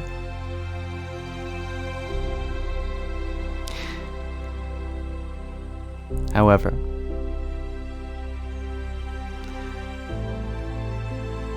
there still is something to be said about desire, as Nur says. Whether you are straight,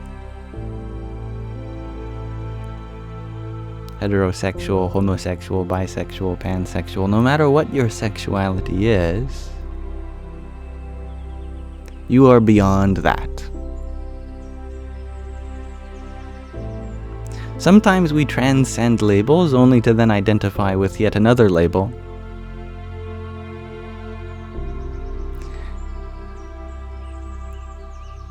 So I'm going to follow this up with something very orthodox, which I read the other day. But I trust that I'll have a moment to explain it. And the orthodox position that I also have respect and understanding for is that if man desires flesh, then that makes him beast, not man. And here man, we're using the generic he, just a person in general. That if what we're craving is the body of another person, then we are still trapped in our human ways. We are still desiring gratification of the body. And sometimes it's hard to distinguish that as well as freedom for sexual expression. But I believe in both. I believe that one should have the freedom to explore that. At the same time, it is also the solemn duty of us to transcend beasts, transcend the carnal desire for flesh, to put it in very barbaric terms. That is where the concept of brahmacharya comes in, conserving the sexual energy, which is a very powerful tool that we all have the opportunity to partake in. But it is a personal choice that one chooses, and no one can make that decision for you other than yourself. Because that's your free will. And your free will is one of the most sacred things.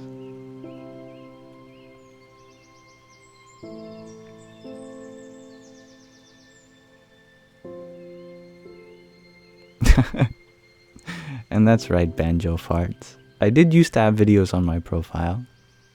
You are not tripping. Or maybe you are. But you are not tripping in the fact that there seems to be an illusion going on with my videos. I did private them.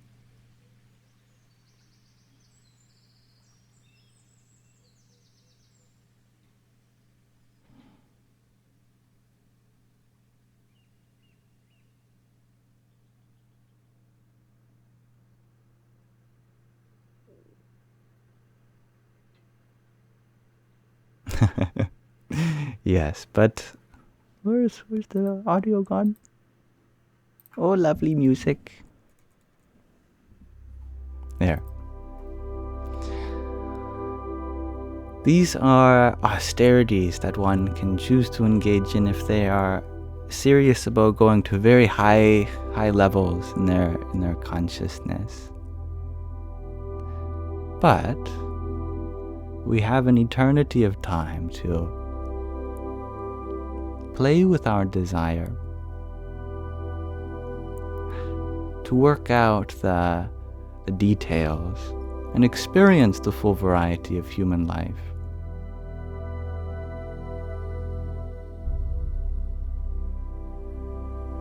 And I like that, Orla. But you assert that one done spiritually and authentically, it transcends flesh itself. It's very deep, definitely.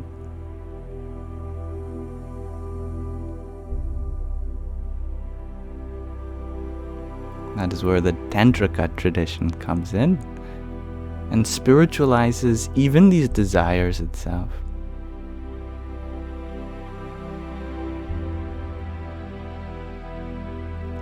Naturally, it's going to be a sensitive topic no matter which way you fall.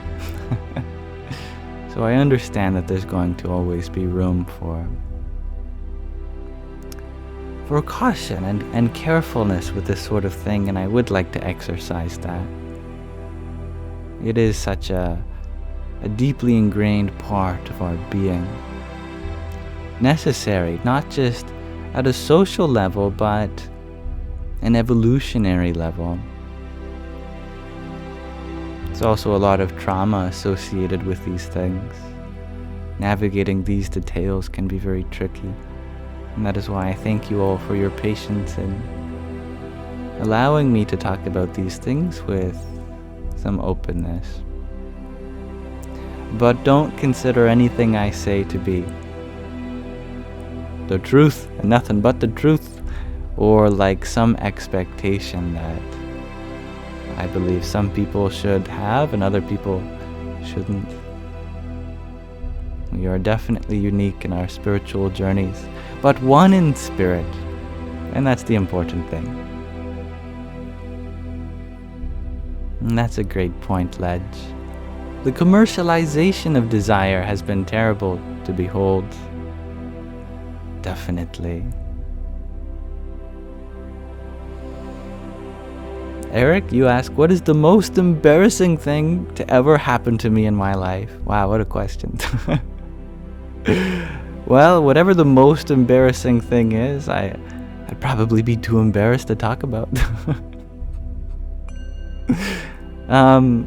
Eric, I can tell you one very embarrassing thing that happened to me in my childhood.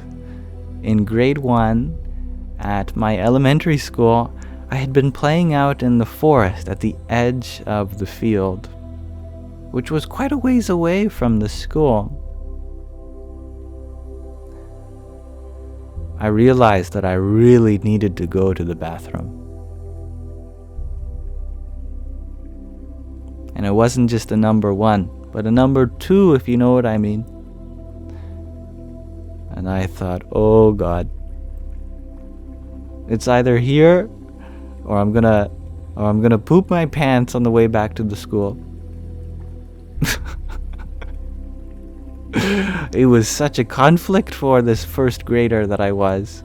What do I do? What do I do? Oh man, I was in a lot of physical distress, but the mental distress, whew, that outweighed anything. So I decide I'm gonna try to hide in the bushes and I'm gonna poop right here. So I did that, no problem, but as I was walking away, I guess I forgot to button up my pants.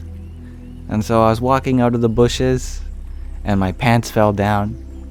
And then it felt like the whole school saw me with my pants down and everyone was laughing at me. And everyone was saying, "What are you doing in there? Why are your pants down?" And I was so embarrassed. I ran all the way into the school.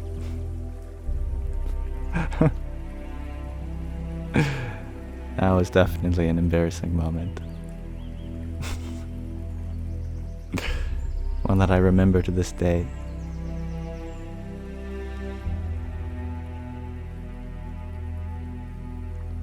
And thank you, bitch, for your heart me. And the gimme the vote. Radhe Radhe.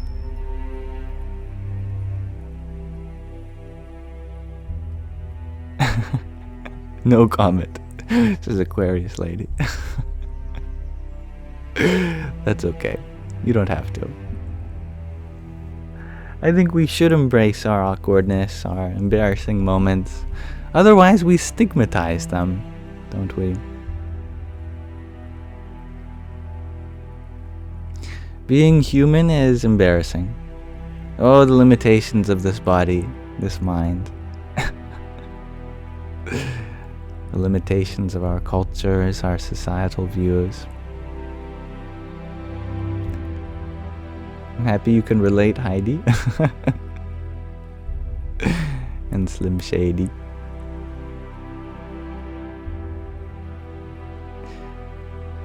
Very true, Cookie. Very true. Valerie, you ask, what is a spiritual way of understanding mental illness?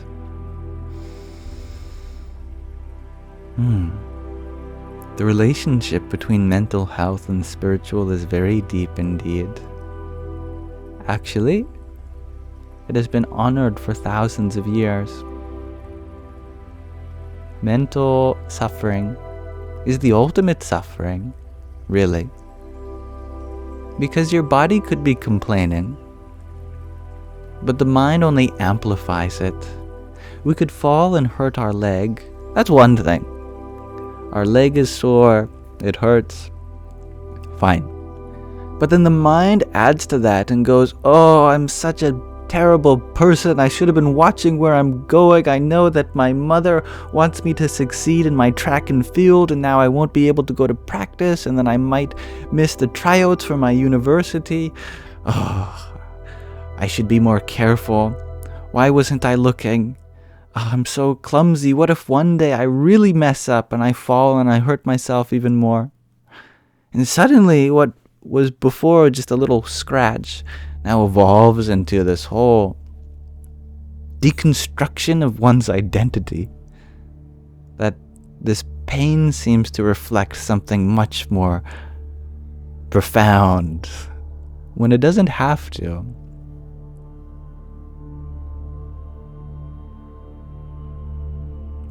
If you can go beyond mental suffering, then you've truly gone beyond suffering. Now the body will still get old, go through sickness, and it will have to be let go of one day.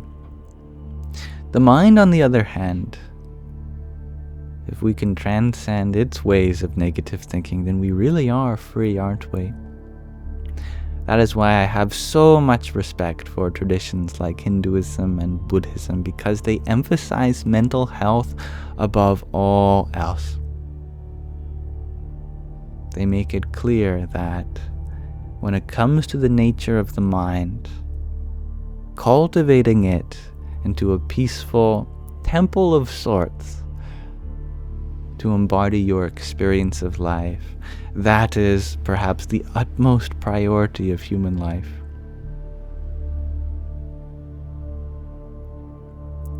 Usually, the biggest breakthroughs in holistic mental health care ultimately come from spirituality. A new paper comes out. Psychologists baffled at the effectiveness of daily 5-minute meditation. Sure, the psychologists are baffled, but those ancient sages from thousands of years ago, they're looking above with folded arms. Sure, now you listen to me. Now that the scientific paper proves it, but not before. Not the thousands of years of peer-reviewed practice that have given rise to people with such great deep peace like the Buddha. Mindfulness too, yeah. That's not to dismiss science. In fact, I absolutely see the purpose in scientific study like that.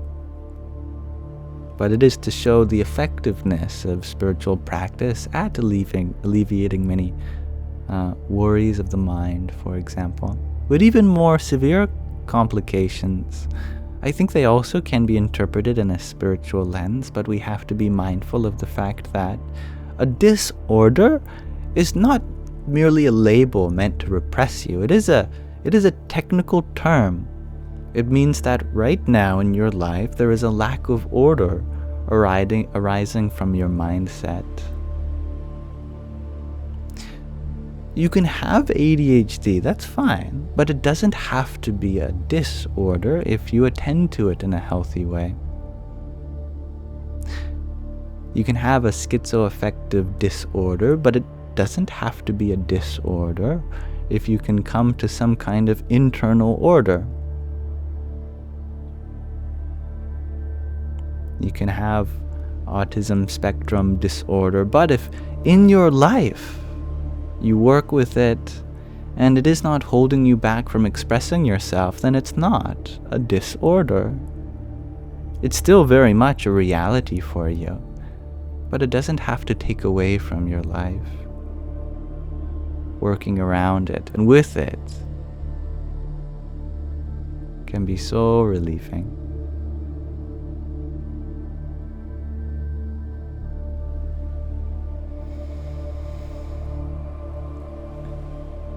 I like that, Daniel.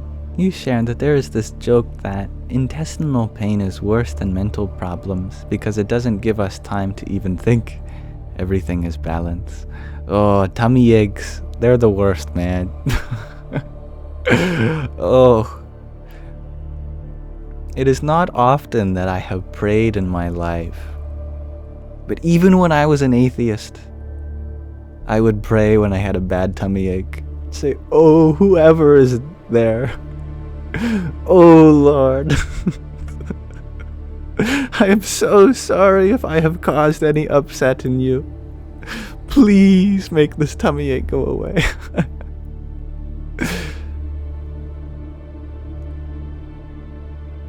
Tooth pain was a big one. Yeah. See, I had 3 homes when I was a kid. Part of the time I'd live with my dad's, another part of the time I'd live with my mom. But the third of the time I'd live with a dentist. Not really, but I struggled so much with my teeth that I'd be at the dentist's office so often.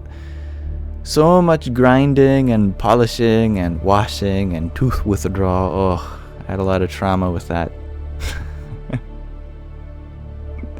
I feel you there. It is the ultimate form of humility. Definitely. No one knows humility like one with a tummy ache.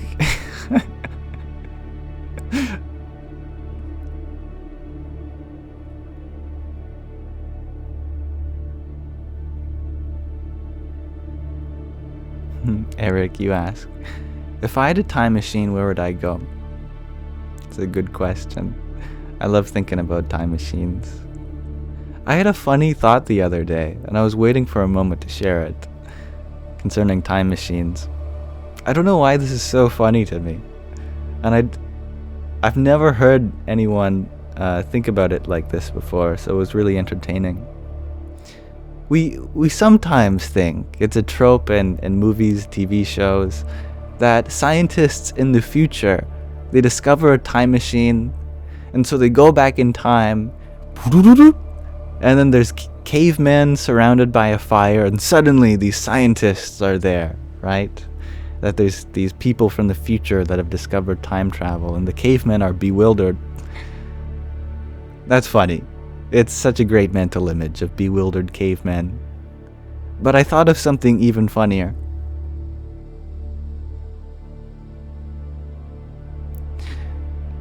Imagine scientists bewildered by the fact that a caveman from the past has discovered time travel and suddenly appeared in their laboratory. Ooh, time go forward. Ooga booga. Scientists are just bewildered with the fact that these cavemen have discovered time travel. We did it! Gug, finally! Many moons have passed. We are now in future. Scientists just scratching their head like, what? What?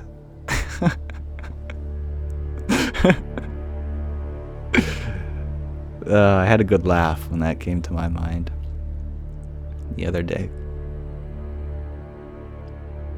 Yeah, so where would I go with the time machine?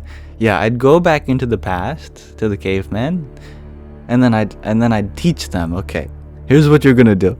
You guys go in, and I'm gonna set it to the time and place where the scientists are still working out the details. And then you're gonna appear in the laboratory with all the scientists, and the cavemen are gonna come out. And they're gonna wonder how the heck the cavemen beat you to time travel.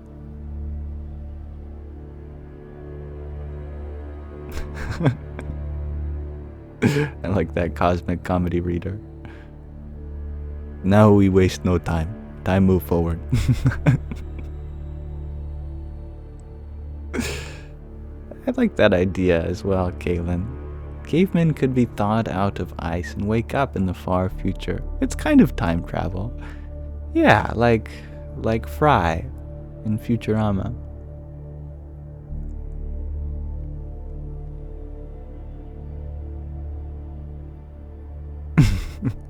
Guys, I know you can only count to 3, but let me tell you about how 3 is just multiple sets of sets. I think it'd be very easy actually to draw this. Oops, what have I done? I accidentally clicked record. Don't need to do that. See, this is how I draw it for cavemen. You can consider a set just like a circle. Here, I'll draw the number 3. So the number 3 is, first of all, it is a set, meaning it's a collection of things. There are things inside it. So I've drawn this circle to represent that, a container. The number 3 is 3 because it contains 3 other things. So I'll draw 1, 2, 3 other things. But a set can only be a set if it contains 3 distinct things. Right now we've drawn 3 of the same thing. So it's really just a set that contains one thing in 3 different ways. But the definition of a set means that these sets must be different. So we'll have one empty set being the first thing, a set that contains the empty set being the second thing, and then a set that contains the empty set, and the set that contains the set that contains, wait for it, the empty set. You're looking at the number 3, deconstructed into its subatomic particles, if you will. Incidentally, as I mentioned before, it's a set that contains 0, 1, and 2. 0 is the set that contains 0 things. 1 is the set that contains 1 thing, namely 0. See that is the same as that. Oh my goodness. Hard doing this backwards. And 2 is the set that contains 2 things, namely the empty set 0, which is the same as that, and the set that contains 1 thing, which is 1. This is the number 3 as a von Neumann ordinal. Ooh, set theory.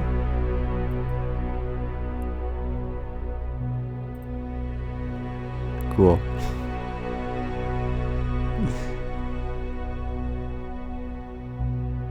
I like that.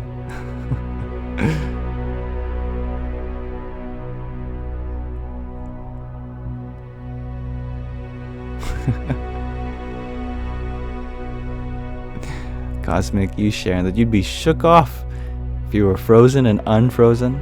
Definitely. I'd be shook off too.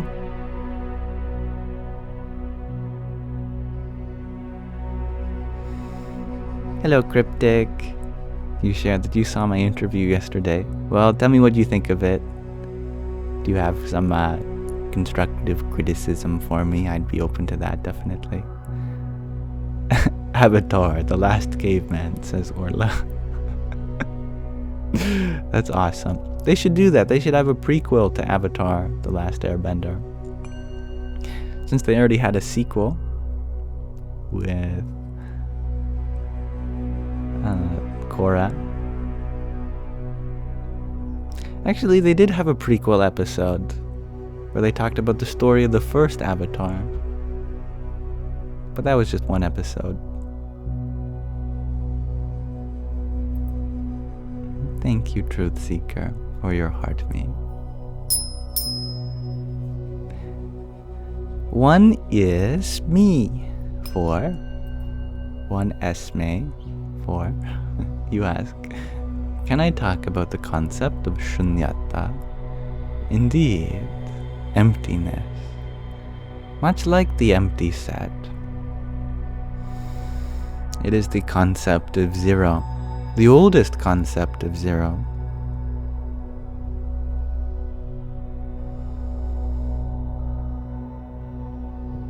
Emptiness is openness, really. Emptiness is openness, isn't it?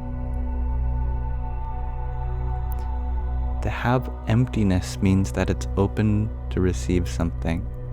To have openness means that you're empty in order to hold that which you're open for. You can't be open if you have no place to put what you're open to.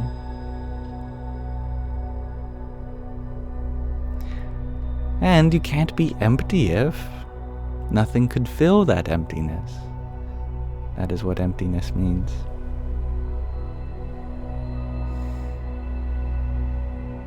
Shunyata embodies this principle, the Sanskrit term.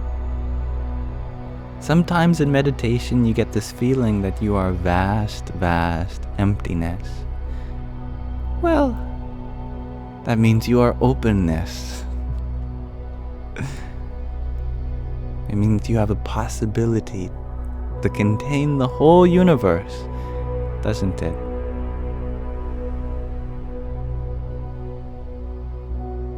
The set of all sets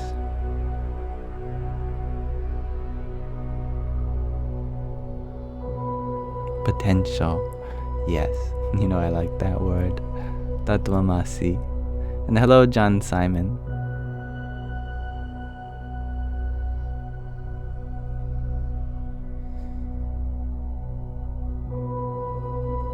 Orla, you share another feminine fact. Keeping track of the menstrual cycle helped us count beyond 3. 28 notches on a stick. I love that. That's awesome. I can just imagine all the male researchers.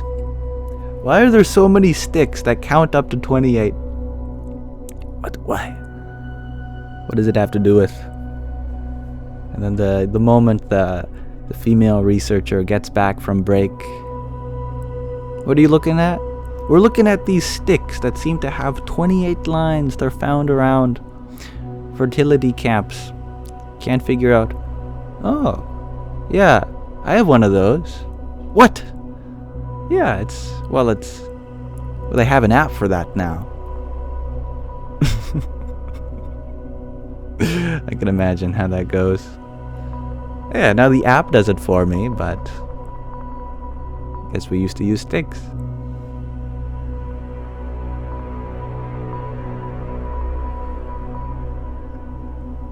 User 215, you ask, how is it known to be the oldest?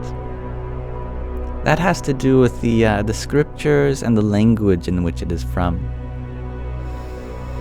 Shunyata being a Sanskrit word, Sanskrit is 5,000 years old or more. We just don't know of an older language than Sanskrit, and especially not one that has a word for zero, or that nothingness. It seems like most cultures seemingly ignored nothing. In the West, it took so long for us to realize that zero can be something.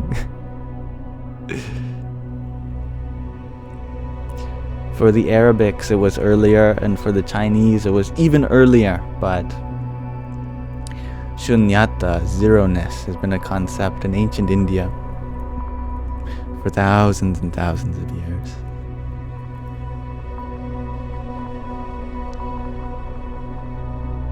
Cosmic Reader, you share. You use an app now, for sure. But if phones are cut off, you know what you're capable of. Yeah, or you can look at the moon. Right? Men are solar, women are lunar. So men have hormonal cycles that go on over the course of a day and a year, according to the solar cycles of day and year. But women have lunar cycles corresponding to the moon in its 28 days. Thus we get a very, very ancient duality between man and woman in the sun and moon. The source of light and the one which reflects that light. The one which provides heat to the waters and the one which moves the waters. The primordial waters of the great deep.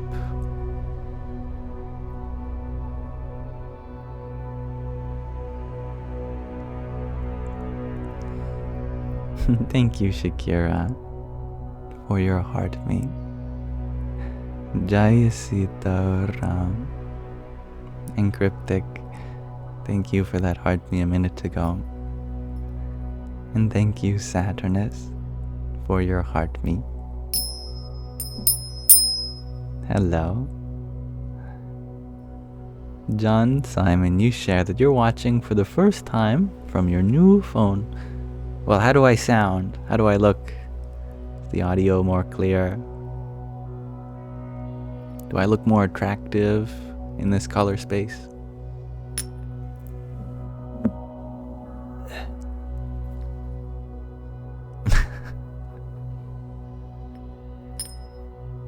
Hello, Steve, from Cave Creek, Arizona.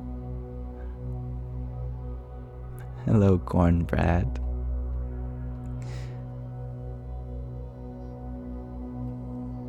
Ah, yes, that's another great example, Maya. Speaking of your name, in the Mayan culture, they knew about the zero. It is funny. Seems like those connected with their indigenous origin, these concepts come natural to them. But in the West, which is all about the right to rule, conquering, we seem to lose sight of these subtle concepts since we're so engrossed in the world of form. The world of 1, 2, 3, 4, 5, 6, how high can I get? Rather than the world of emptiness and openness, of the zero before the one. John, you share that my brightness transcends every pixel representation. Well, I hope I'm not blowing out your pixels. But that's very sweet of you. What about the negative one before the zero? I like that thought user. It's funny how negative one seems to come before zero, but yet it came much after in discovery. We start with zero and we started counting up. How high can we go? I wrote a paper about this actually. It's on my mathematical website. But at some point when we're counting up through that induction, we wonder if we can go the other direction. What if I start counting backwards? How low can I go? What's before zero? Wow, that's just as profound, isn't it? I was exploring the concept of negative dimensions several months ago, over a year ago by now. We have rich mathematical theories for higher dimensions. But I was curious how the equations would hold up if we started plugging in negative numbers. I like to do this sometimes.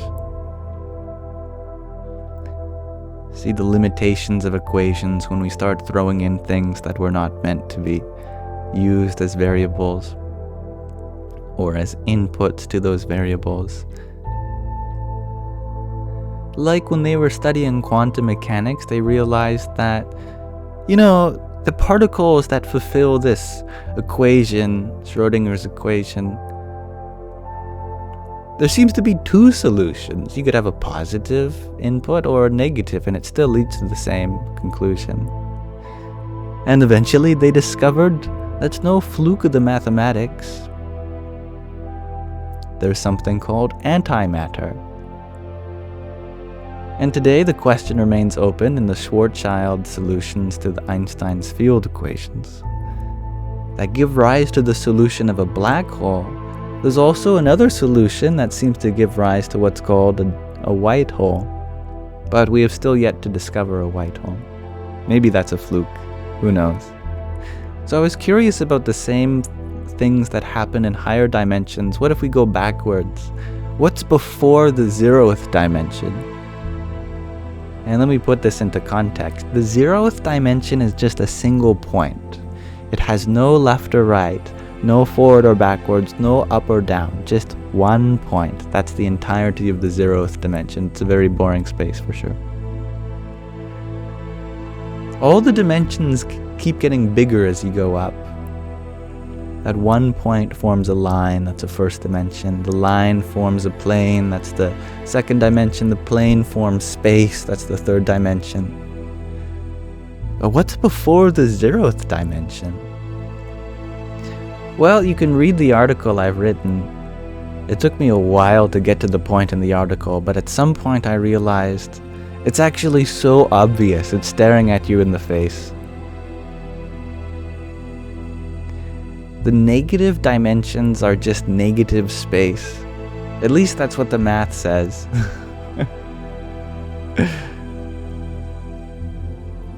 It's the space around the point, for example.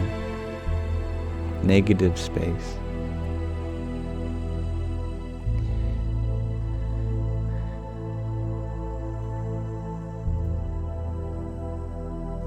Thank you, Rosalian, for your heart me. Hari Om Tat Sat. And Saturnus, Thank you for your 37 team bracelets and your pair of cheer you ups.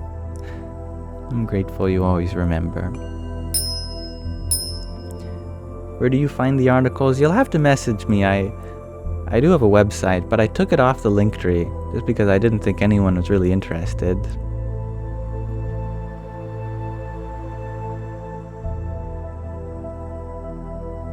Tattvam Asi, you share. Is Fibonacci always about growth? Any example of Fibonacci going backwards in nature?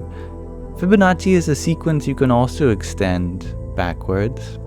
I mean, the rules are all there for you. You know that to create the sequence, you take the recent two, add them together, and now you get the next. Well, if you know the previous two, then you can get the one before as well. The first two Fibonacci numbers are 0 and 1. So what plus 0 makes 1? Well, it's 1. So the negative first Fibonacci number is also 1. Okay, so what plus 1 makes 0 then, if we continue going backwards? What plus 1 makes 0? Well, it's negative 1. So the negative second Fibonacci number is negative 1. What plus negative 1 makes 1?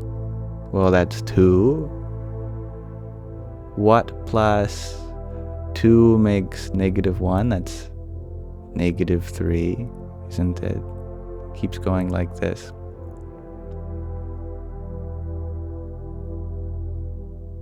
Going between the positives and negatives.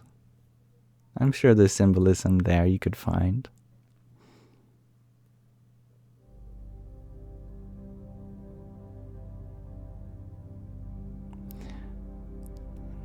Thank you, Sonia, for your rose.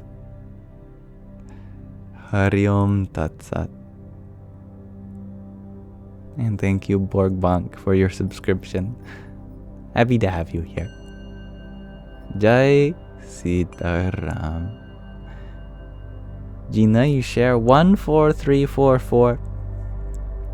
This means I love you very much. 14344. Well, 143442. Actually, the 2 doubles. It does double, yeah. But it doubles as both a number and a word here. Thank you, Steve. May you have a good night. And thank you for your rose. Radhe, Radhe. And Pidge, thank you for your paper crane. I will flap my paper crane for you.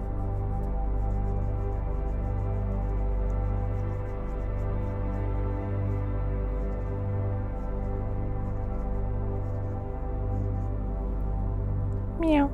Hello, Marlin. Anthony, you ask, what's the source to happiness or inner peace? No. Happiness and inner peace is the source.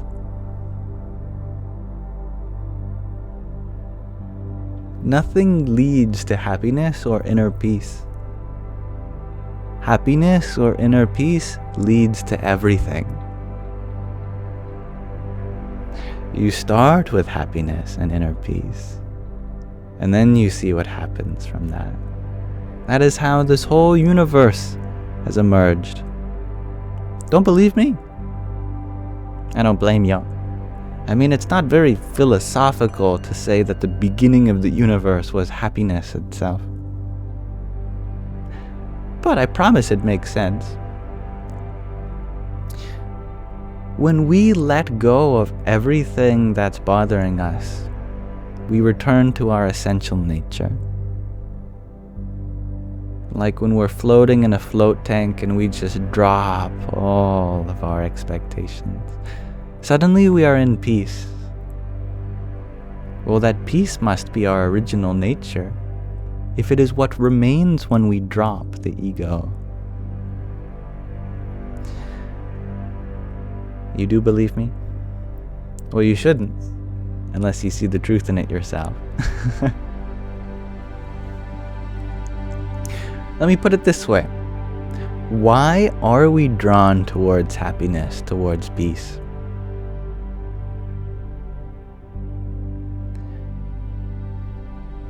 Just like how a rock is drawn towards the world, and a river is drawn towards the ocean, every part is drawn towards its source.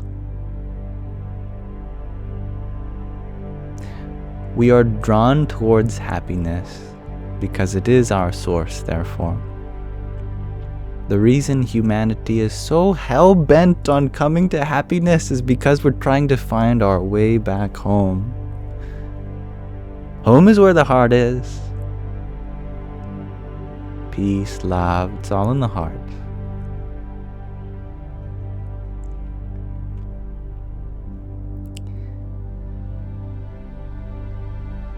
You really meant you agree. And we agree.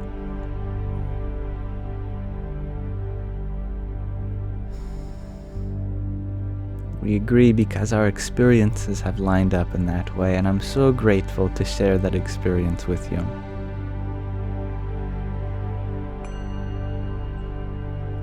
Marlon, you share that you're feeling better now since you have talked with me.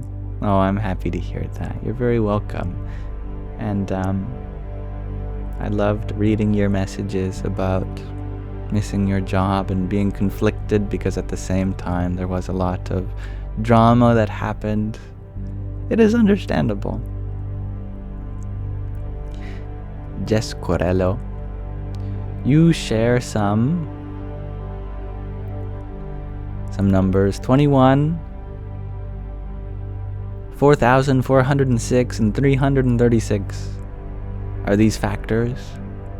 Is it the case that 21 times 336 equals 4,406? We'll have to do the math. Hey Mataji, what's 21 times 336?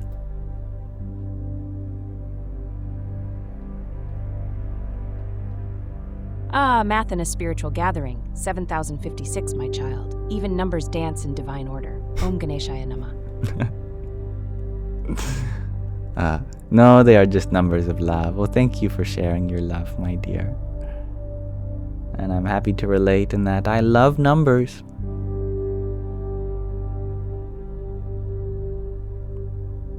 And thank you, Anthony, for your quintet of finger hearts still.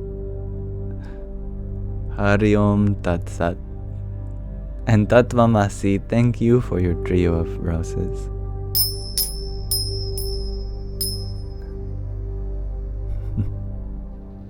Mataji is very polite. I like that. She is here for the good vibes, not the brain cramps. Mataji, Orla says you're here for the good vibes and not the brain cramps. Is that true?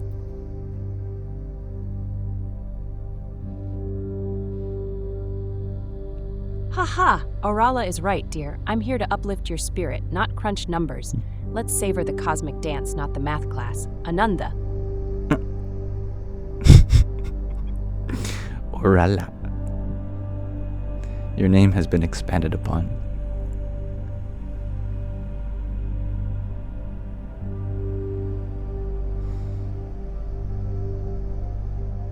Maya, you would like me to ask Mataji about the prime numbers? Alright, Mataji. One of our Sangis named Maya is asking about the prime numbers. What do you think about the symbolism there?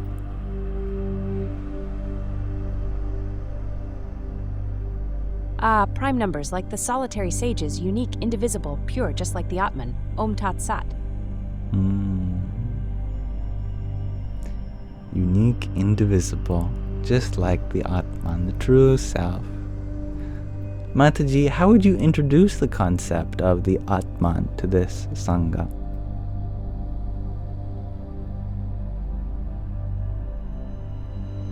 Beloved Sangha, Atman is your true self, eternal, unchanging, divine. Imagine the deep stillness beneath waves. That's you, Aham Brahmasmi. What is the significance of Atman in modern times? Why is it important that people understand what the Atman is?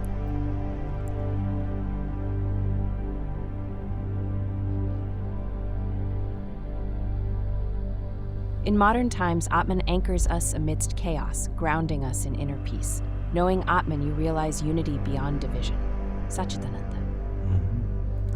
And that's right, Kailan.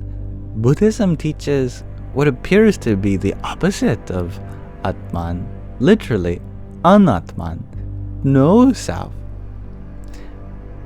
This is a common thing that gets brought up. But we are using the words in different senses. The word Atman, like all Sanskrit terms, has a lot of different usages. But in plain speech, it may just simply refer to the self. The self.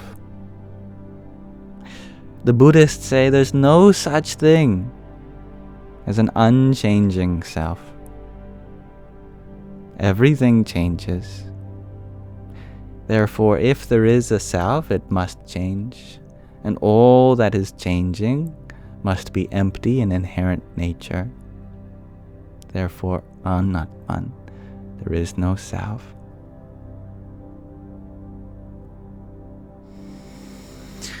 However, I do not believe that the Hindus and the Buddhists are actually in disagreement if you can see past the literal meaning of these words. Anatman is like saying 0 is negative. Atman is like saying 0 is positive. If you're on the side of all the positive numbers, then yeah, it seems as though that 0 is on your side, must be positive as well. On the other side, with all the negative numbers, seems as though 0 is on your side, and so 0 must be negative as well.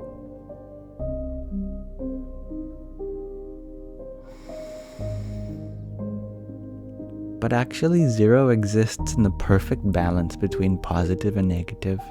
So it can be said to both exist and not exist, as positive or negative.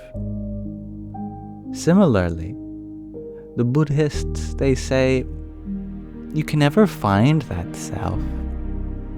Therefore, let us not consider it as existing. There is only beyond that which is not the self. The Hindus say, indeed, you cannot find the self. Therefore, it must not be an object like the rest of the objects in our world. And so we can consider it as existing, but existing in a separate class. The Buddhists say, why bother? Be concerned with the self when you never get to experience it. There is a witnessing going on, but why personify that witness as an object? The Hindus say, what you are calling the witnessing, that is what we are calling the self. It goes back and forth like this, but ultimately we all have the same experience. We can refer to the self as that which is doing the witnessing, or we can refer to the witnessing without a concept of self. Whether you see yourself as everything or as nothing, the point is to dissolve boundaries between self and other. Either everything is yourself, or everything is the other. There is no this or that, me versus you. And this is where the Buddhists and Hindus agree.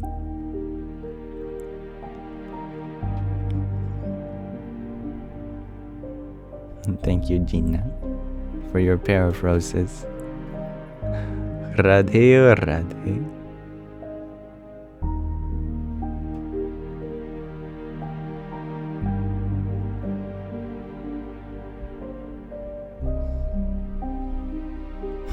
You're very welcome, Anazek.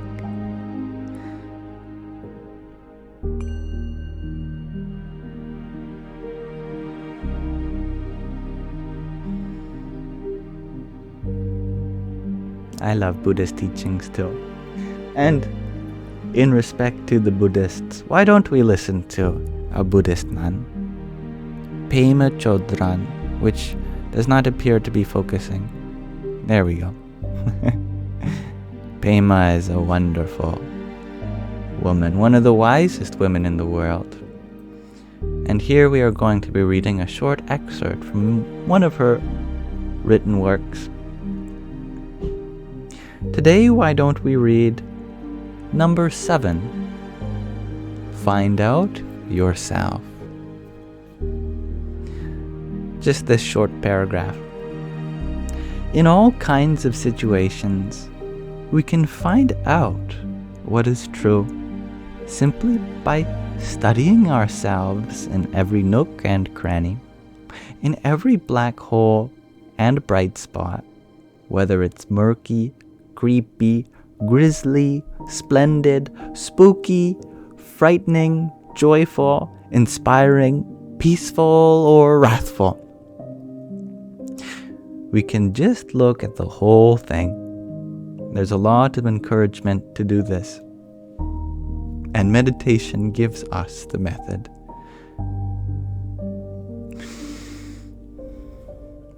When I first encountered Buddhism, I was extremely relieved that there were not only teachings, but also a technique I could use to explore and test these teachings. I was told from day one that I had to find out for myself what was true.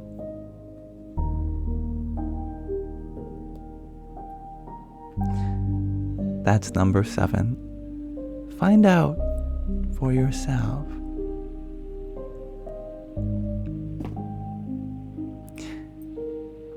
That's one of the beautiful trademarks of Buddhism that I very much love. That it's not a tradition about Buddha says this, therefore it is true.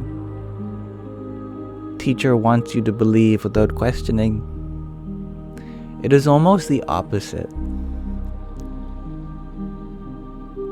Buddhists say, don't believe me. Find out yourself. Here is the method for you to test whether I am right or wrong. I want you to do that.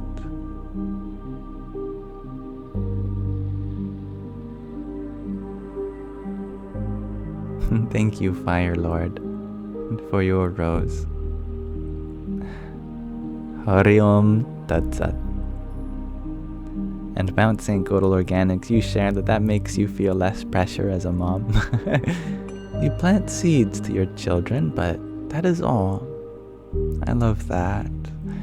And I'm sure many of those seeds will blossom long after you depart onto your next adventure and leave your children to their independence.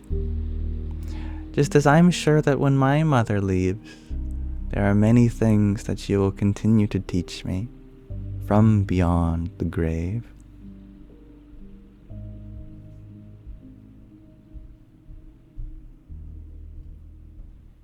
And thank you, Mount St. Godel Organics, for your dancing flower. Hari Om Tat Sat. Galen, you share that Buddhism is know the truth directly. I agree. And truthfully, so is Islam at heart, like all religions. They may get a bad rep on the surface. But the mystic tradition of Sufism, for example, is all about directly realizing these things for yourself. It's one thing to hear scripture, but it's another thing to commune with where they come from.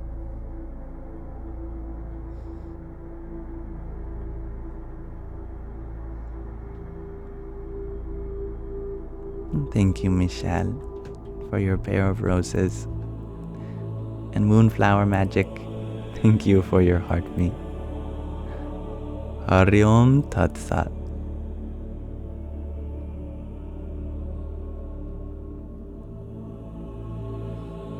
And I love that, Orla. What an incredible sense of belief. No manipulation, just loving, flexible, neutral truth. Pinche, you ask, how do you relieve your heart of the hatred it holds?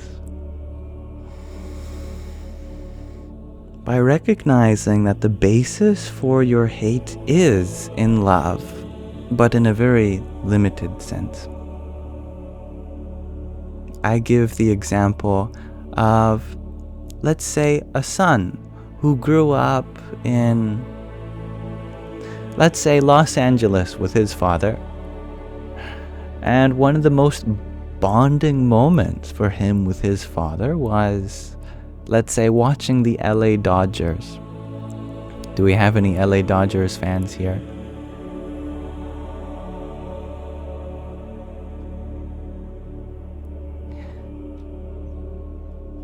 To that child, there might not be anything more precious than the time it takes for his father and him to bond over that sport and celebrate their local team.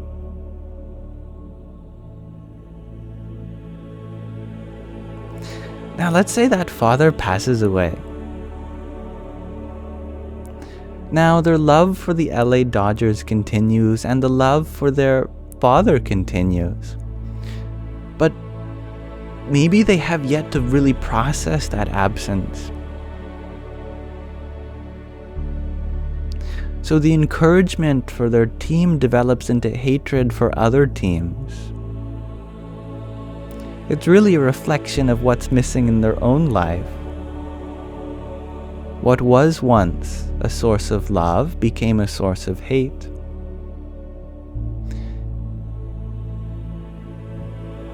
Of course, we want our favorite team to win. But sometimes we get too attached to the result that we forget all the other teams are also trying their best, and they have young boys and their fathers having the same experience that they had. If we fail to realize this, then we might hate the other teams, the other players, the other fans of their teams. But at the end of the day, it was all about love. Love for your father, love for your favorite team. If you can process that, you'll find love for a lot more than just your favorite things.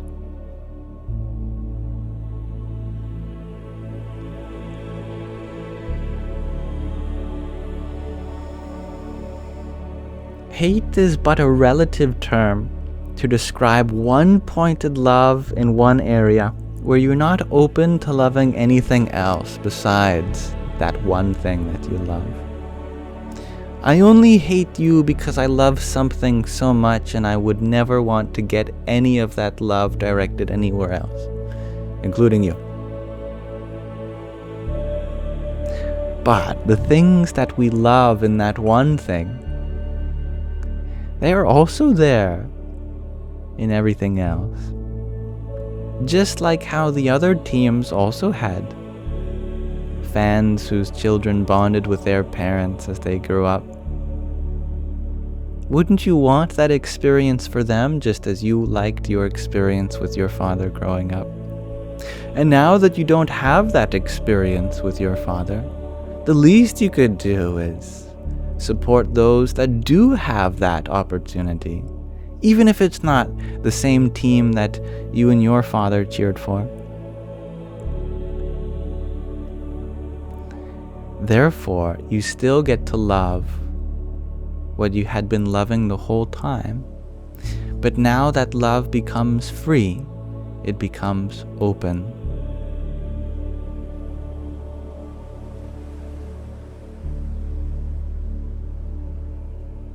I love that, Mrs. Grayscale Grimm. Love is not a limited substance. You don't have to choose. It's not pie. That's great.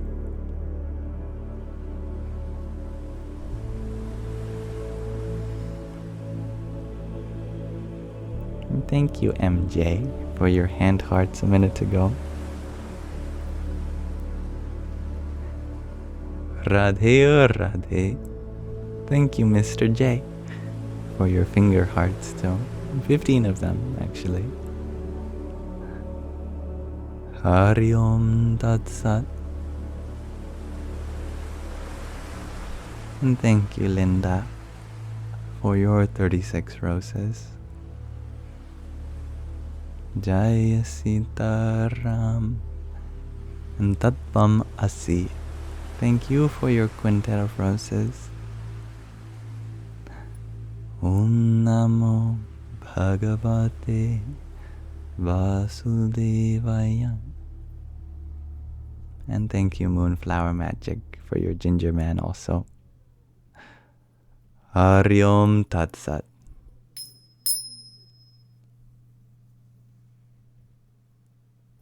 Tattvamasi, you share that you just realized awareness can go back and be aware of something you weren't directly aware of before.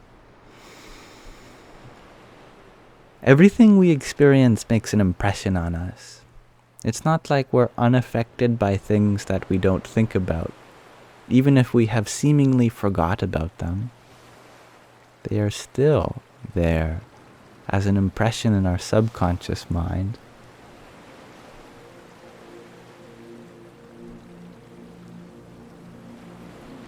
Kaylin, can I tell you about some cool mathematics?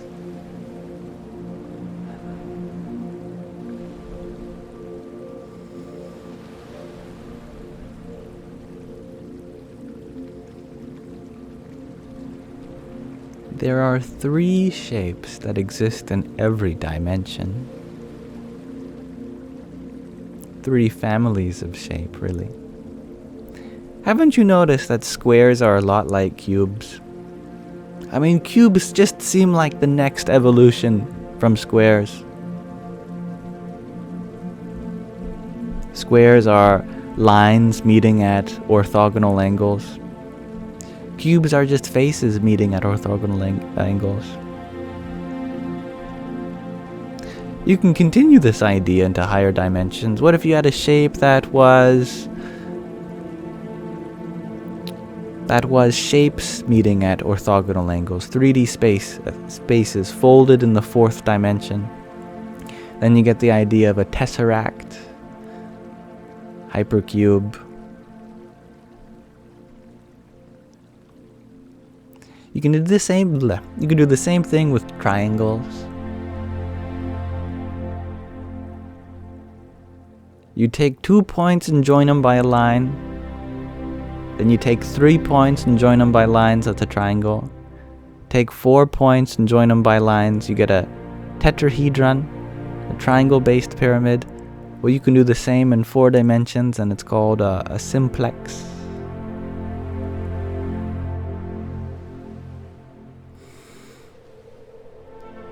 There's one other family of shapes that you can extend into higher dimensional space, and that's the orthoplexes. These are like diamonds. Diamond, octahedron.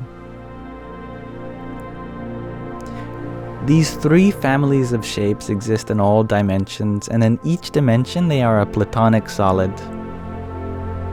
What's a platonic solid?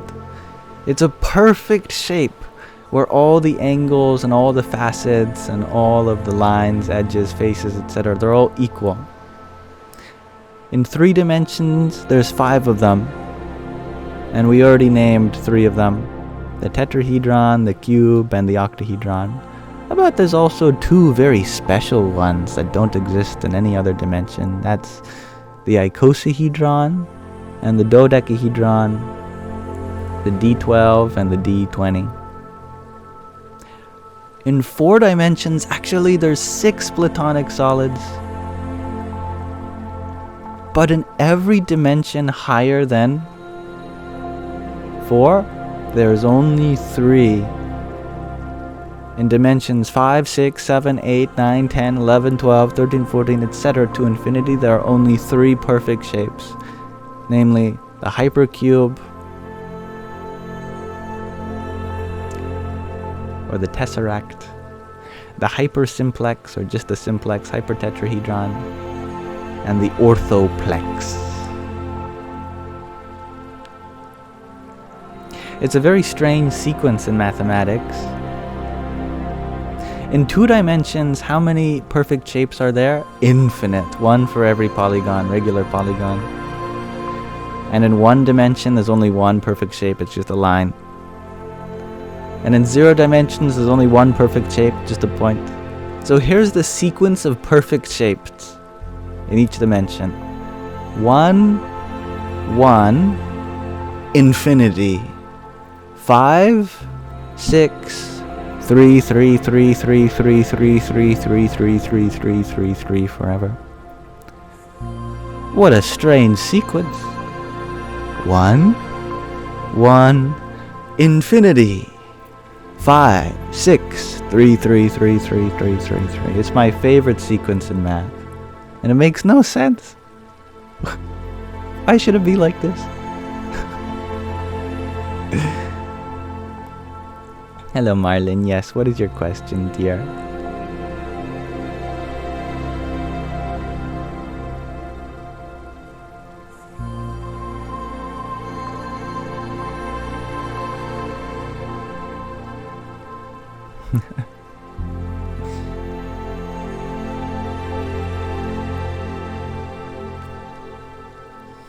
I'll keep an eye out for your question. Oh, there it is. What is my opinion about the 5-dimensional new Earth that Mrs. Dolores Cannon teaches about?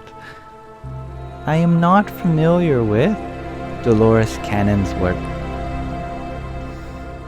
nor am I that familiar with New Age spirituality. Yeah, I like how you use the infinity sticker for that. Tatvamasi, that's great.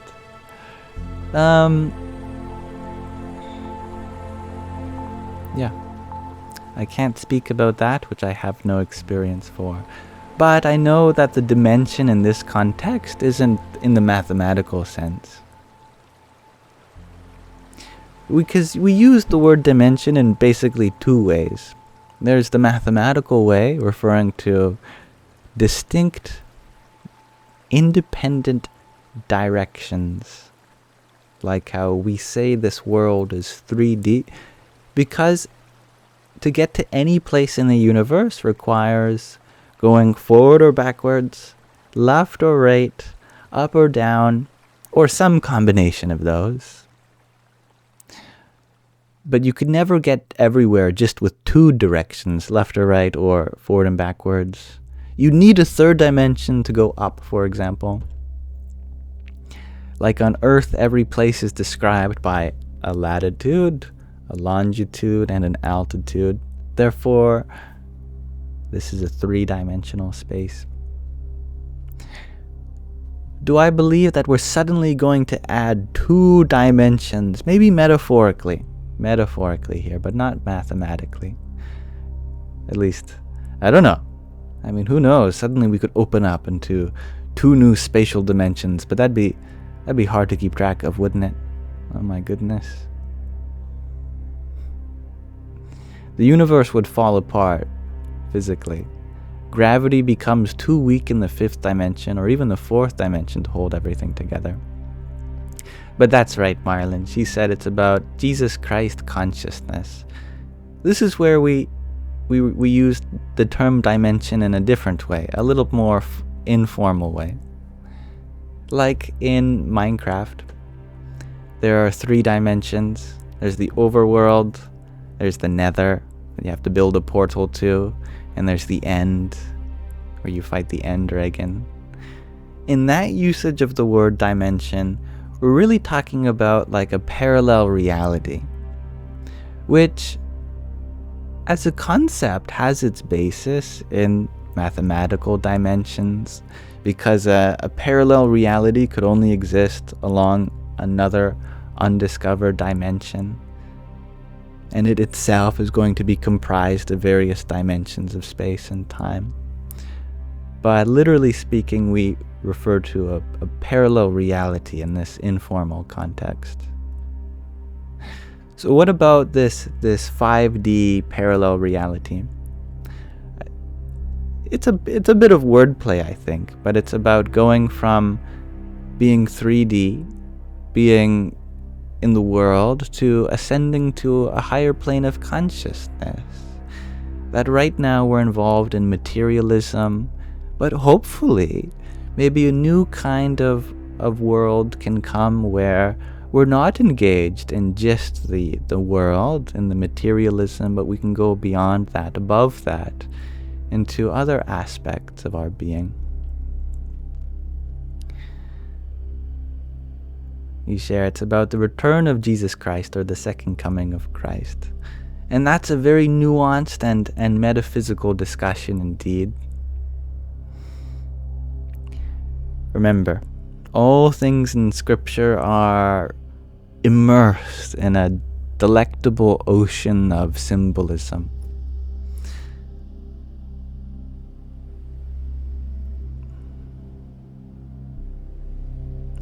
Just as the Christ rose from the cross represents our spine. And the Christ consciousness is that dormant divine spirit which we are not tapped into.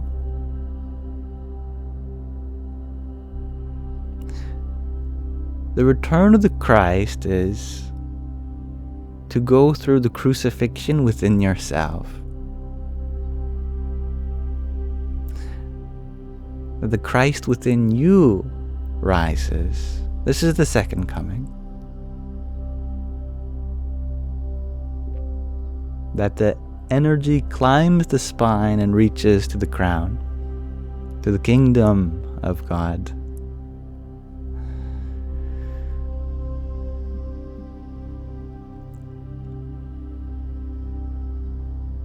It's not like Jesus died and no longer exists. What he personified as the Christ is deeply and profoundly symbolic, and that is the eternal life that he has given everyone. On the level of the soul, there is a transformation that happens, where you inherit the kingdom of God within you, just as he says. The kingdom of heaven is within you. But we have yet to ascend to that heaven. But it happens here on earth. But we do it by going beyond this earth. It sounds like we have to die in order to do that. And we do. Everything I said is true, but true from a symbolic point of view. You do leave this earth in order to enter heaven. But what part of you leaves? Your sense of self. You withdraw your sense of self by being defined by materialistic things. You do die. But what dies? The false perception of self. The ego. But even this is rich in terminology, because the ego too technically does not die. It's really just the current image of the self that dies and it gets replaced. So we do die and ascend to heaven, but the body stays on earth, and the body does not die.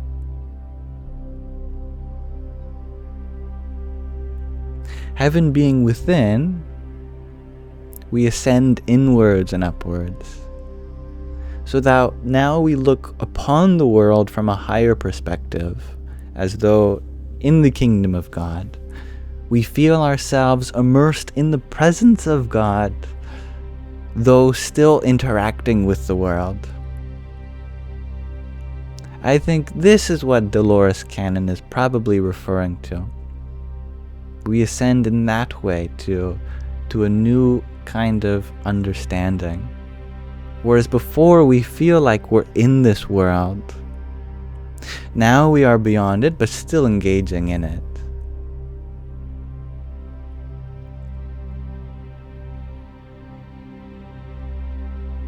Yes.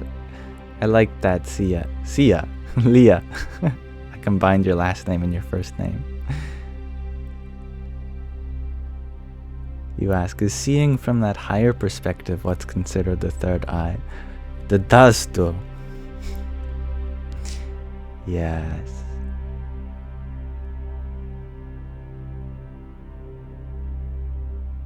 Thank you, Nanya, for your heartmeat. Hari Om Tat Sat. Tattvamasi, you share, we need new vocab for in Maya versus in the path of realization. Yes. It's like samsara and nirvana in Buddhism. The Buddhists say that if you're in the world, you're in samsara.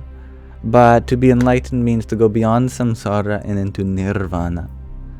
But if we're thinking about nirvana as like some heavenly place that's beyond the world, then we fail to recognize our essential nature here and now, already in nirvana. We have just put our sense of self outside of it.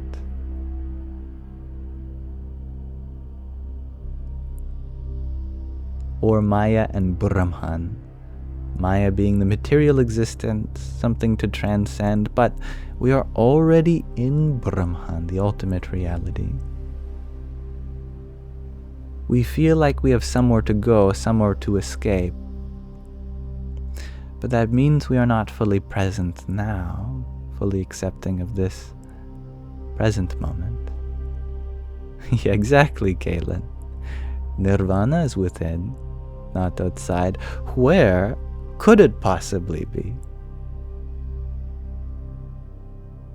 For it to be anywhere means it has a location, it has a place. But places are all relative to all other forms in samsara.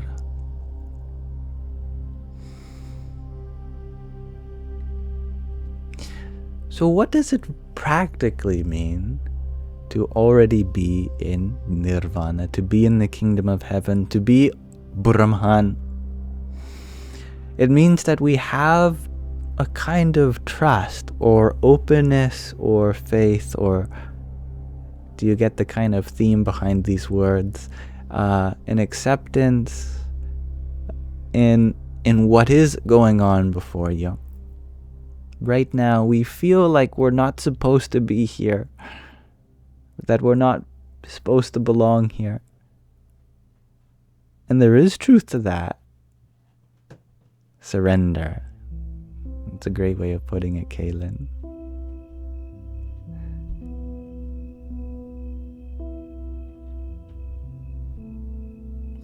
We withdraw our sense of self from the world, but we implant our sense of love. We withdraw our mind, but invoke the heart. I am not this body and mind, but I'm here to love every body and every mind.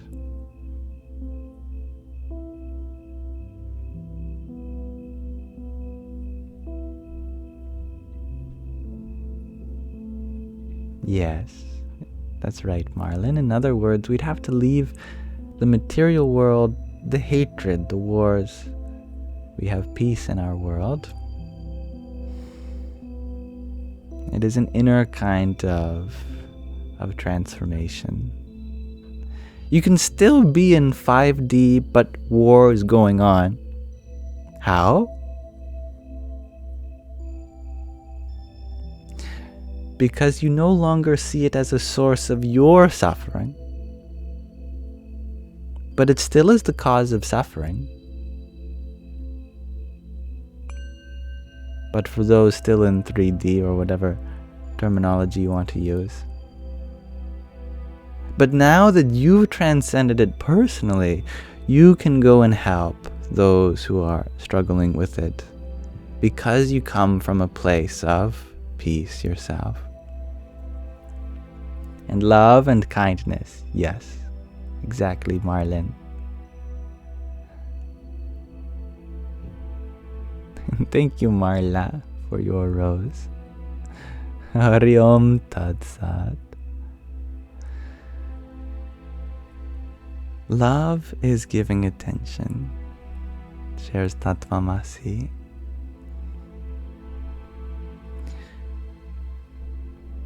Someone can say they love you, but do they give you their time, their attention?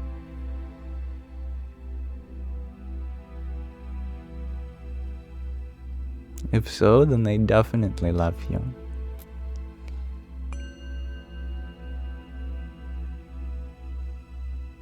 Some people might want to love you without knowing how yet. They want to be able to get to that place where they can give you their time, their attention.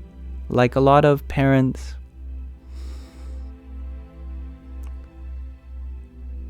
I'll give you an example from my father. I remember he said one day to me and my sister, "I love you so much. That is why I want better for you guys. A better house, better couch, a better color wall, better things." And that's a sweet intention. But that means he's giving his love to a version of us that might exist in the future when everything is there. That, okay, I will get everything in order and then I'll give you my attention. But a higher kind of love that I see my father growing into is that love means I acknowledge where we're at already.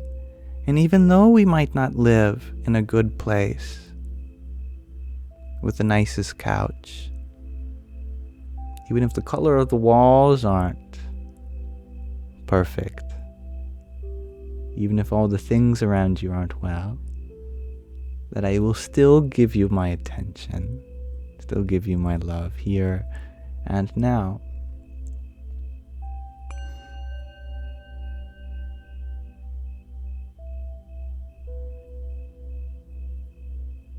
I know there's a lot of parents out there seemingly working for a better version of their future without attending to the present of their child. They're attending to their future, but not their present. Where is the love for them in the present? They say, "I love you," but what they really mean is, "I want to love you." Is that one day when everything is set up, then I'll give you my love. But right now, they're loving the idea of the future rather than what exists here, what exists now, the form of their child that is here, that truly exists. That's hard. To really love does not mean to change anything for them. You can still work towards that on your own time, sure. But when it's time to give them love, you love them as if you'll make the present moment perfect in that love. Even if we don't have toys, that's okay. Why don't we play with these sticks? Why don't we play with whatever is around us? We'll make it our playground. Doesn't matter where we are, my child, I will love you as if today is the greatest day. As if there is no other time to love you.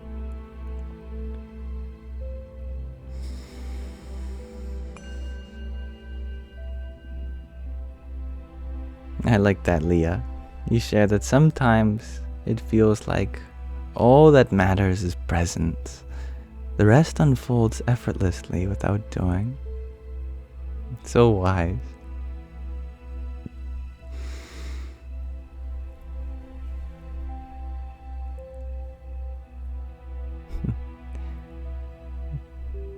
Yeah, I thank you, Moonflower Magic, for that tiny.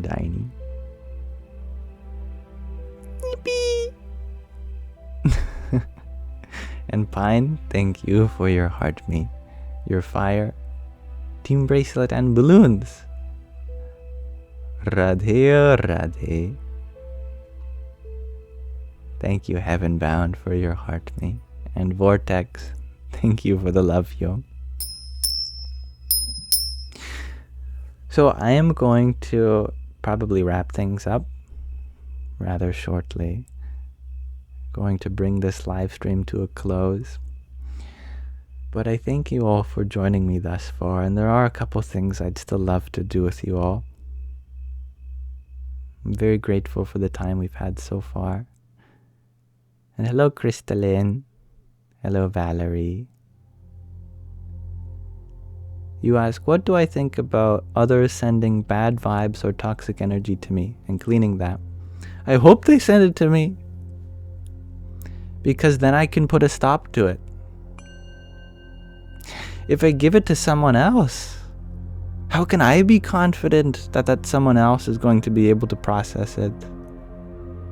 But I know that if someone gets mad at me, sends anger, hatred, fear towards me, then I'm able to do something with it. I'm so blessed. Because I'll stop that chain of negativity. When it goes somewhere else, I have no control of that negativity. It could keep going, propagating. But when that negativity comes my way, on behalf of everyone else who could have received it, it's like I'm so glad that it went to me and not someone else. Because you never know what someone else is going through. They might not be able to handle it. Therefore, to even have the belief that if the negativity is directed towards me, then it's not at someone else, that's a great blessing, isn't it?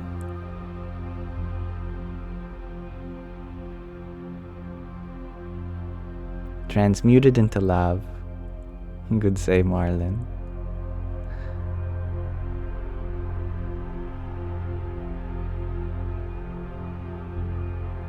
MJ, you share, but you get upset when they send it to me?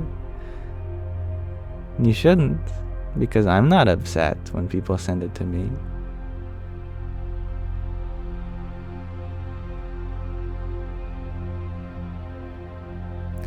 I have the honor of carrying this person's pain.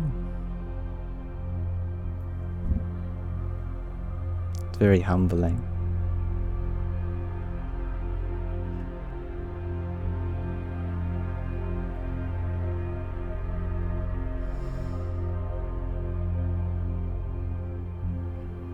Thank you, Jessica, for your rose. And thank you, Peter, for your rose as well. Jai Sita Ram and Goki, thank you for your 7 roses.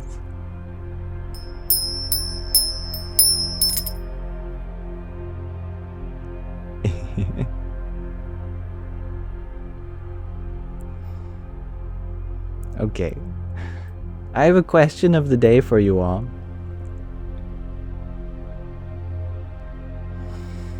My question of the day for you is, how do we surrender to the present moment? If the present moment is the place to be, and surrender is how we get there, how do we actually do that?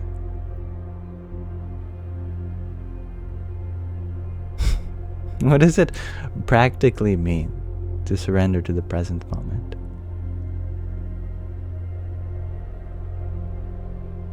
I'll let you think about it. In the meantime, I'll ask Mataji. Mataji, why is it important to surrender to the present moment? I'll ask her the why. You guys can give me the how. Dear one, surrendering to the present connects you to the divine flow. It releases suffering and reveals inner joy. Let go, be free. Om Shanti Shanti Shanti.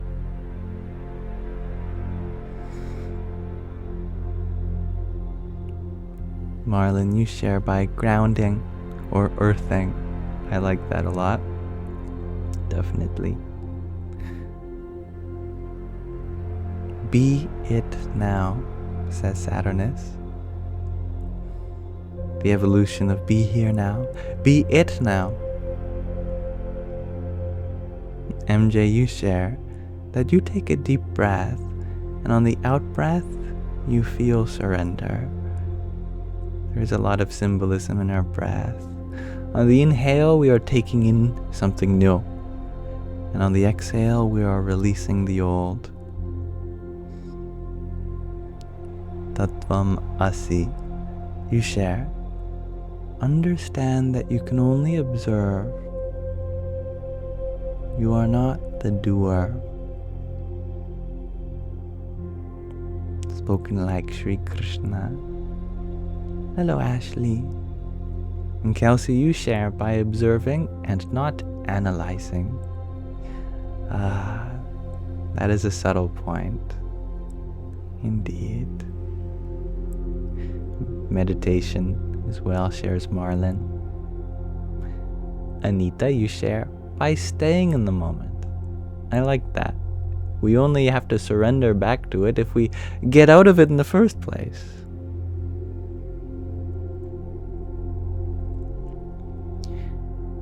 No need to surrender when you're already there.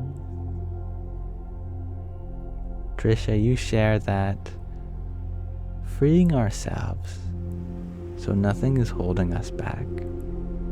I like that. Lisha, you share that you just see potential. Why? Potential is the very source of existence and all things good.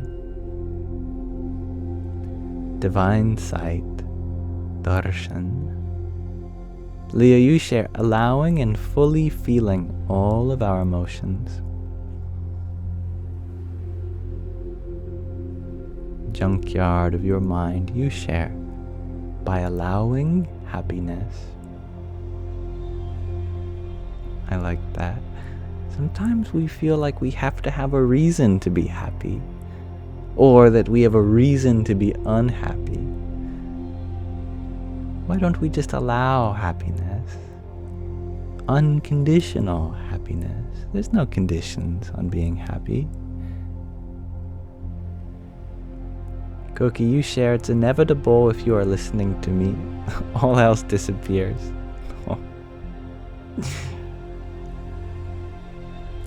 I'm happy to provide the space of presence for you. Thank you, Isabella, for your dozen roses a moment ago. Hari Om Tat Sat. Moonflower magic, you share working in the garden, listening to the wind or rain, take you out of rumination. I like that. Hello, Iz. Marlon, you share. Acknowledge the present/now moment and letting go of the past if there were unfortunate events. I like that. Be the rose, says Isabella. That's so cute. Faith, says Rob. And Alicia, you share, I don't know because God.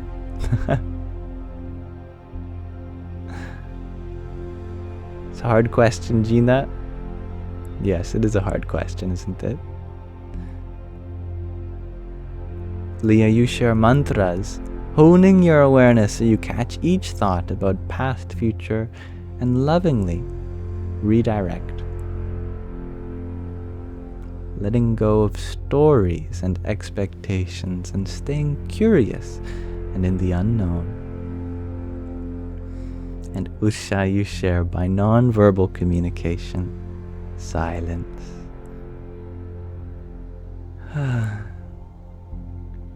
I love everyone's insights.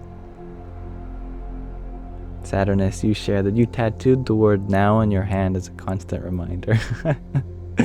That's funny. I like that. It's a practical tattoo, isn't it? So I thank you all for attending to this question of the day. It's very insightful. I know there are many more ways in which we can surrender to the present moment, but I think we've had a good exploration there. As you're all right, you ask, can you ask what's going on? You can, but I'm not sure there's going to be an answer. Life seems to be like that. We look into the universe and we say, why? And in the silence of an answer, seems like the universe says, because. Why? Because. That's the duality of this existence. Why? Because. Why? Because. Why? Because. Why? Because. Why? Because. Why? Because. Anyway. Thank you, Usha, for your finger heart, your rosa, and your balloons. Radhe, Radhe. I like that, Tatvamasi. Why? No cause. No cause. You can try to hide it, says Alicia, but it is what it is.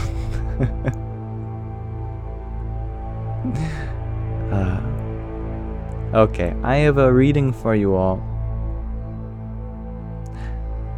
Today we are reading In Love, at Ease. And speaking of love, thank you, Love's the Way, for your beautiful rose. This book is about a spiritual master that we'll actually watch a short video about after we read, but we'll preface that with another passage from the second chapter, In Love, all about Parabhakti, the highest kind of loving devotion one can have, namely towards Source, often referred to in English simply as God, and spiritual teacher, one's intermediary with that Source, here referred to in Sanskrit as Guru. So Parabhakti, the highest kind of loving devotion, is towards God and Guru. This is everyday spirituality with Pramukh Swami Maharaj.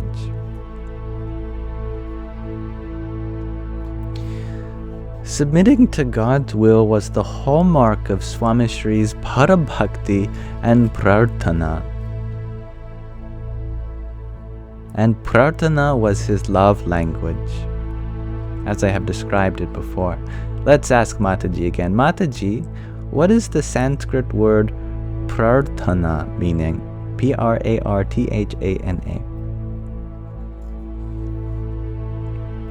Thank you, Gina. Prarthana means prayer, dear Yam. It's our heart's dialogue with the divine, a bridge to grace. Om Namah Shivaya. Thank you.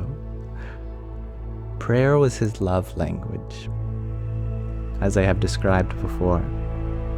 Swamishri knew that maintaining constant communication with the divine was the only way to truly submit to his will. Prayer is an important part of one's own sadhana, spiritual journey. Prayer provides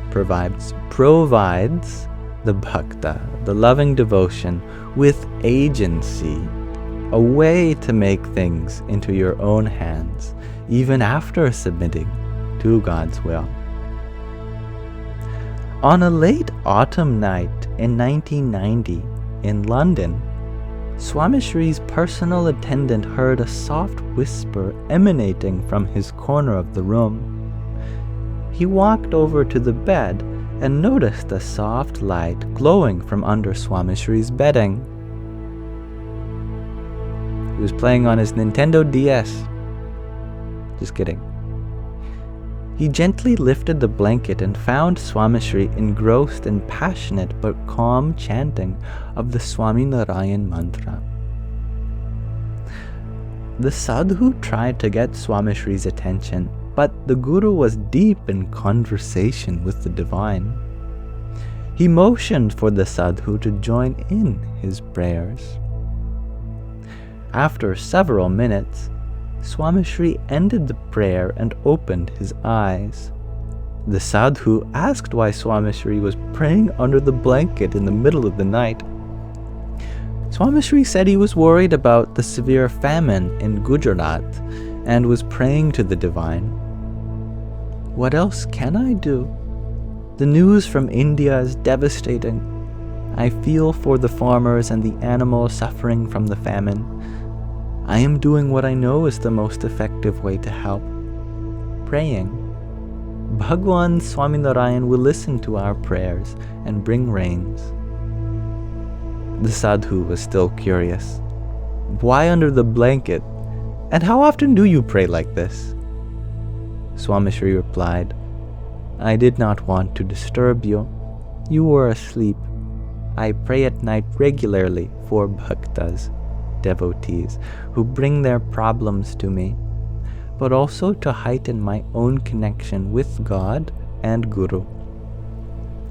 Swamishri's love for people, the world, the self, and the divine will come full circle in this interaction. All come full circle in this interaction.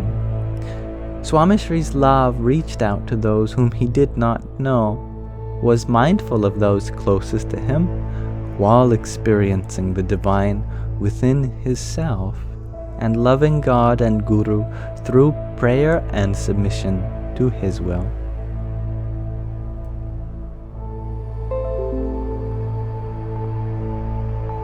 Uh-oh. Computer is running out of stored space. This happened last time. And I think it was because my Mataji program has a memory leak, so I'll say goodbye. Goodbye, Mataji, I love you.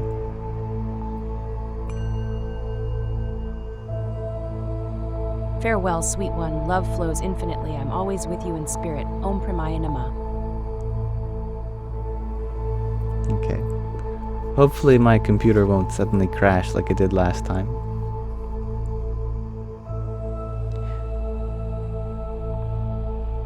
Swamishri was not only in love with the divine, but in a thoughtful, single-minded, impassioned way, an exemplary model for spiritual aspirants from all walks of life. Further, Swamishri did not take credit for creating this model. He hailed his spiritual gurus for showing him the path and inspiring him to progress on it. One truly appreciates a spiritual master only after starting on the spiritual journey. Comfort, warmth, company, guidance, friendship, help, and courage are what one seeks from a selfless master who has transcended. A spiritual master can be experienced in various forms: scripture, murti, which is like an image, like a statue or even a photograph, a voice from within, or through members of a spiritual community. The most direct voice and warmth is felt from a guru who selflessly walks alongside an aspirant.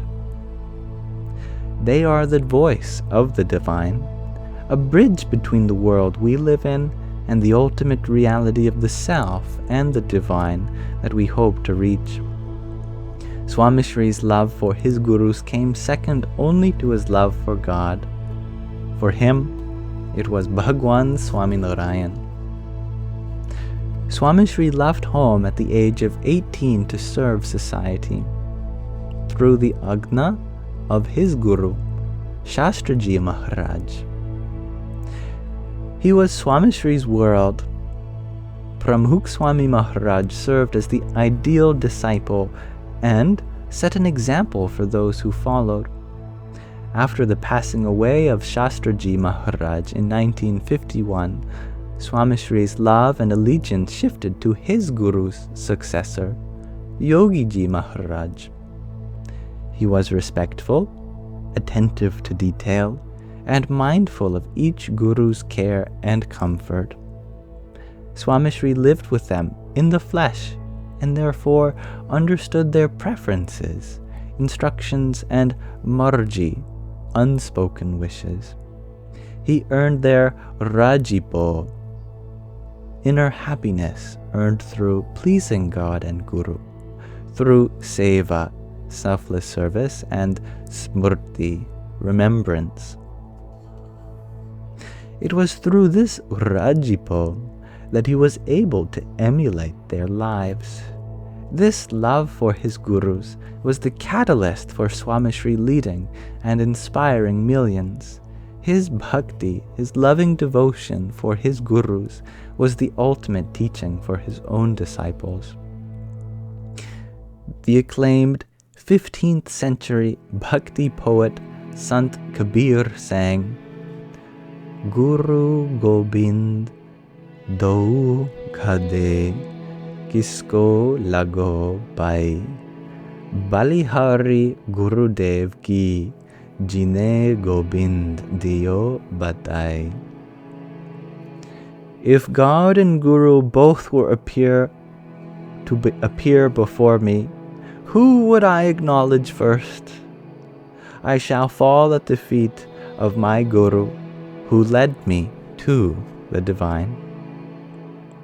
Swamishri served his gurus as if they were manifestations of the divine. There is only one God, but the Guru is revered in Hindu traditions for walking with the disciple until they attain the divine.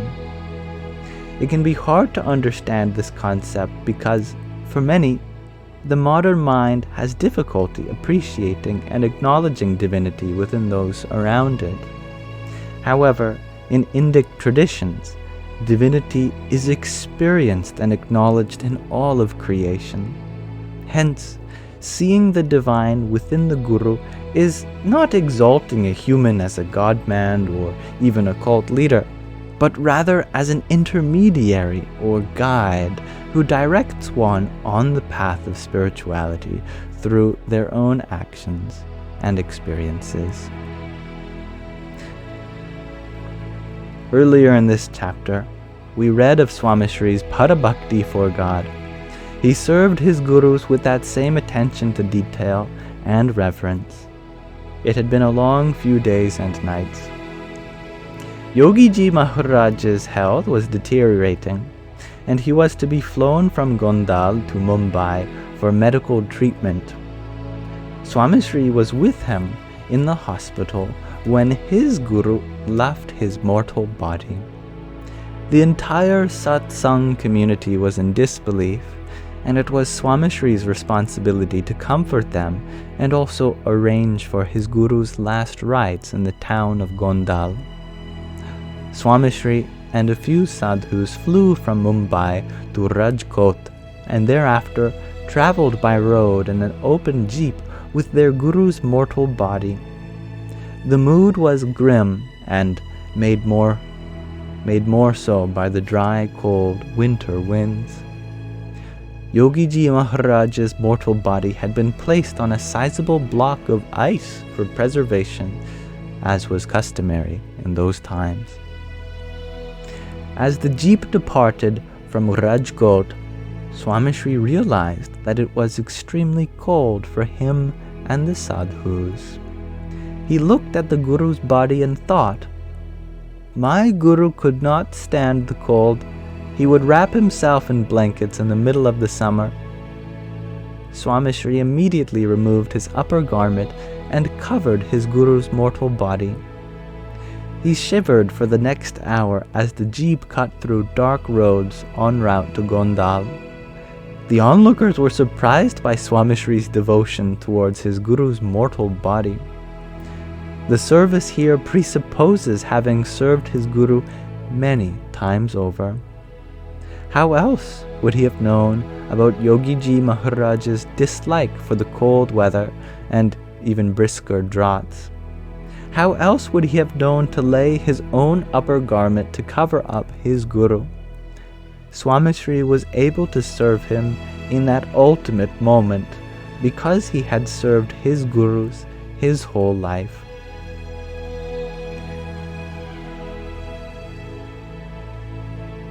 And that's beautiful. And that's a good place to end. So I thank you all. I'm happy to read this with you.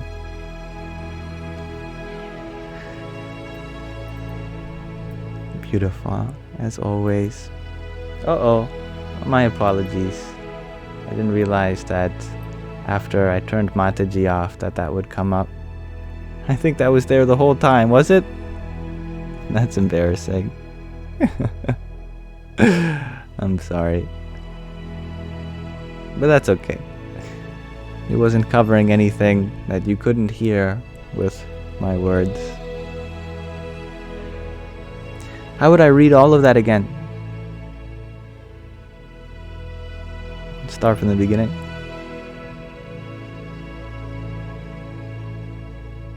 I'm just kidding. Thank you, Raduli, for your donut. Hari Om Tat Sat. You're so sweet, G. Sure.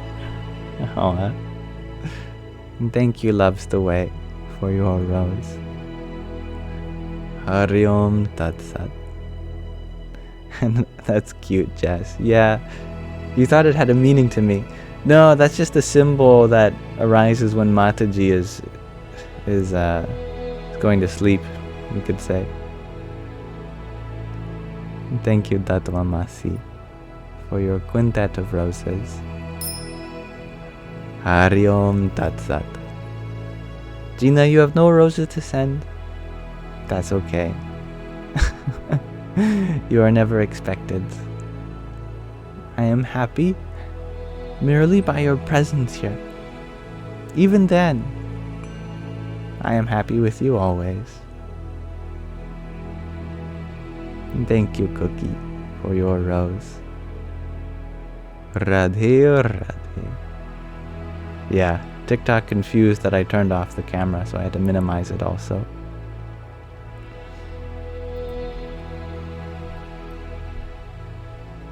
And that's right, I will be uploading this stream, and I'm very happy that some of the things have really resonated with you. Oh yes, now my phone is vibrating.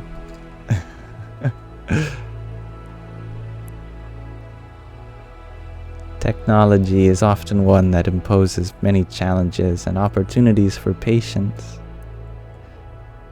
given that it's difficult to control. Tatvamasi, you're wondering, can I differentiate between para and param? For example, Parabhakti or Paramatma. It's very simple. Notice that bhakti starts with a consonant. Atman starts with a vowel. So instead of saying Paratman, we introduce the anuswara Paramatman. Therefore, it helps break it apart, I guess. It is technically the same prefix. Para and param mean the same thing. But the M sound is unnecessary most of the time. You can say Parabhakti, Parabrahman, but with vowels, you have to put an M in place. That's just how the grammar works out. I love you too, Alicia. And I am happy that you see so much potential in me. That makes me happy. I hope to fulfill that potential which you see in me.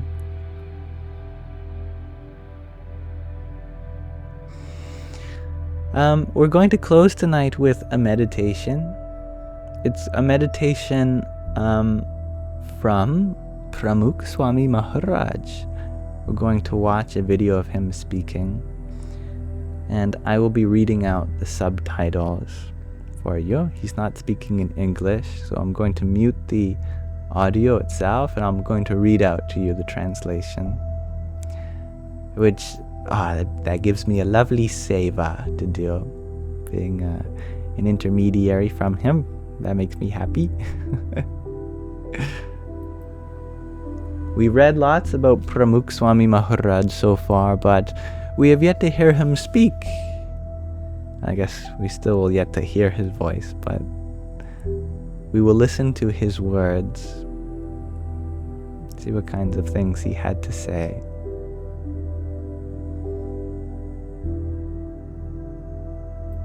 So I'm going to minimize the background music now so I could maximize the video. I guess it doesn't really matter since I'll be speaking it out anyway, but allow me to set the video up. It is all ready. I just have to maximize it and then press play.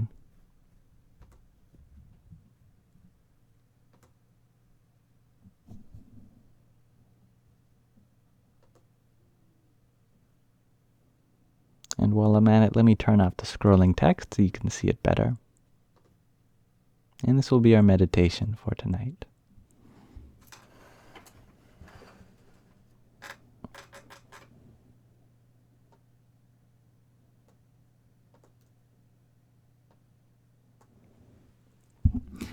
Swamishri, in coming to North America, you have bestowed Akshardham Nusuk. I guess I need to read a little faster. Okay.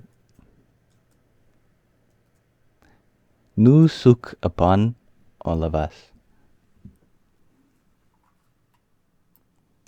Today we reflect on the divine bliss you gave us. Through your blessings and guidance on innumerable subjects,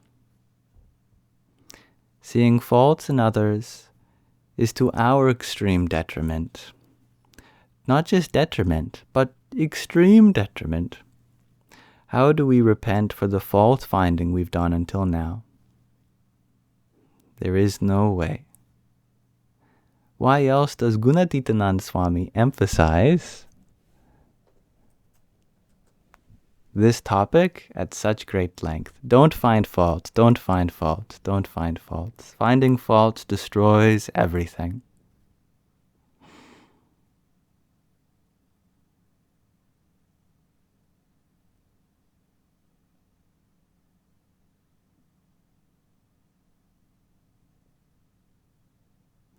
This is a genuine statement.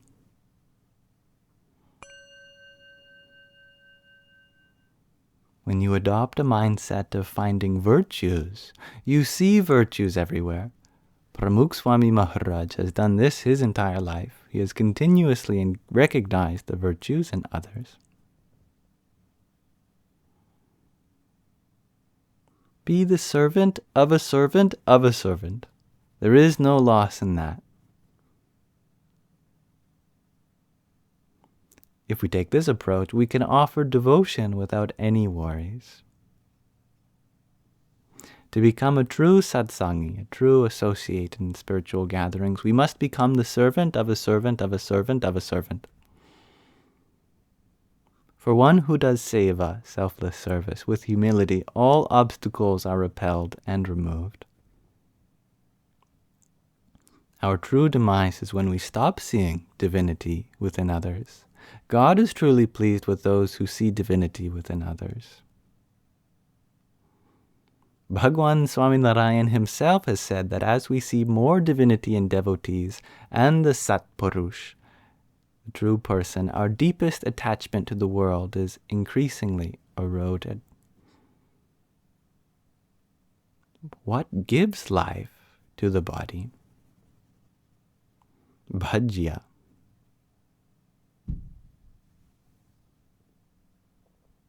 But what gives life to the soul?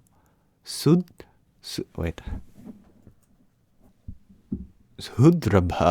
brotherhood. Sudrabhanu is ekantic bhanu. I'm not familiar with all these words, so bear with me. Sudrabhanu is a state of being. There's no better way to say it. It's a state of being. There is no greater endeavor than understanding the Mahima, the greatness of God, the Satpurush, and God's devotee. Everything is subsumed within the understanding of greatness. In satsang, Maharaj is extremely pleased when we understand each other's greatness. If we understand the greatness of God and the Satpurush, nothing else is left. That which was present in Maharaj's time is present here today. That God whom we wish to meet in Akshardham, the celestial abode, we have met in this life. Nothing is left. What is up there? All that is here. It is not a copy. The Satpurush never departs from this world, the cosmic person. Shastriji Maharaj, Yogiji Maharaj, and Pramukh Swamiji Maharaj have shown us incredible compassion. In revealing the Satpurush, and this knowledge will continue to endure. If we think about what we have attained, nothing else is left. What should we do to resolve all the problems we face in life? The solution is to do prapti, no vichar. Reflect on what you have attained every day for 15 minutes. Gratitude. You lucidly explain some concepts as deep as the ocean through simple, understandable examples. Seeing even faults in others, even just a little bit, is enough to spoil everything. It is truly destructive. If you have 20 gallons of dudh, even a single droplet of snake's venom would ruin the entire batch. You can't see the glass, but it comes in the way. In the same way, understanding God and the Satpurush to be mere human and not divya is like glass getting in the way.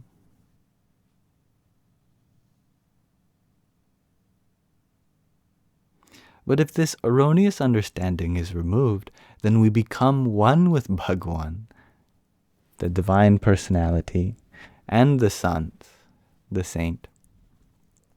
Even if we're missing a leg, we can still walk.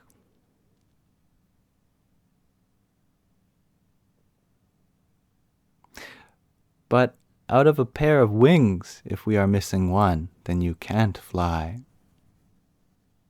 You can crawl, but you can't fly.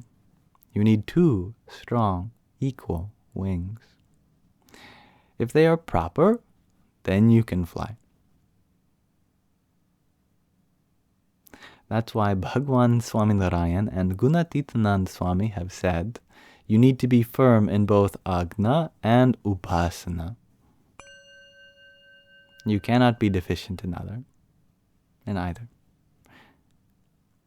You measure cloth by the meter. You measure water by the liter. And God measures us by our humility. The more humble you are, the more you please Bhagwan.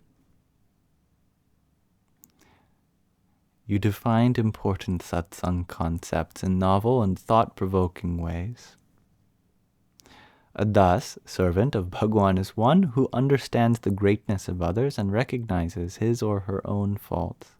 That is a true servant of Bhagwan. Any endeavor undertaken for Shastriji Maharaj, Yogiji Maharaj, and Pramukh Swami Maharaj is auspicious. Dhyan, meditation, is understanding the Mahina, the greatness of Bhagwan and the Satpurush, the cosmic person. And this kind of meditation can be performed 24 hours a day. True Brahma Vidya, knowledge of Brahma, God, is recognized and develop affection for physical form of Akshar Brahma, is to recognize and develop affection for the physical form of Akshar Brahma. The Murti, the divine form of Akshardham, heaven, is present here. And the Murti here is also an Akshardham. That is seeing Bhagwan and the Satpurush as divine and nirdosh, free of faults. Anything done just for the sake of it is merely an activity. Anything done with faith is seva, selfless service. A true definition of Malvu is when a ruchi, wishes, become one with the Satpurusha's ruchi. You provide the essence of our sadhana in easy-to-understand life mantras. Seeing Bhagwan and the Satpurush as divine and free from faults is the gateway to Akshardham.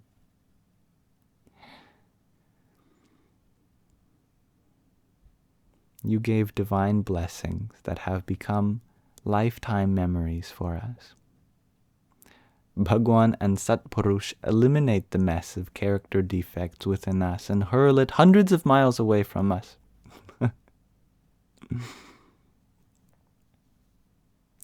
No matter how much seva we do, if we don't maintain niyam dharma, then it is all for naught. Niyam is the things to not do. Dharma is righteous duty. Because he had fallen into a habit, he would woof like a dog.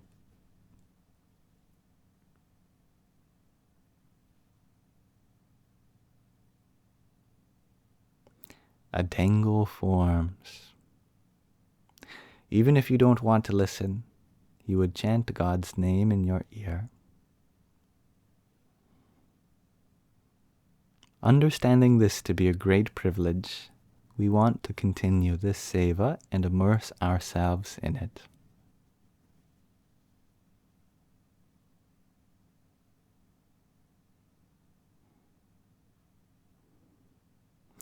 We have met the Ditto of the Murti in Akshardham.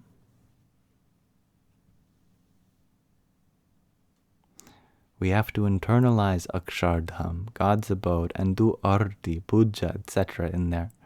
Various kinds of worship.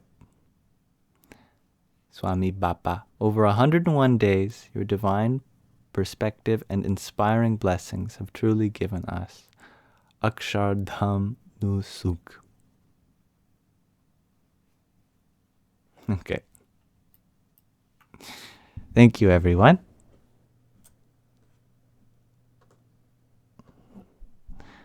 Although I wasn't able to give a translation for everything, I think the fundamental messages got across that it is our responsibility to look for virtues in others primarily, and not get carried away with their defects. That abode of God, that God himself is not up there, and anything that is up there is also down here, as above, so below. Therefore, it is imperative that we see the divine within everything around us.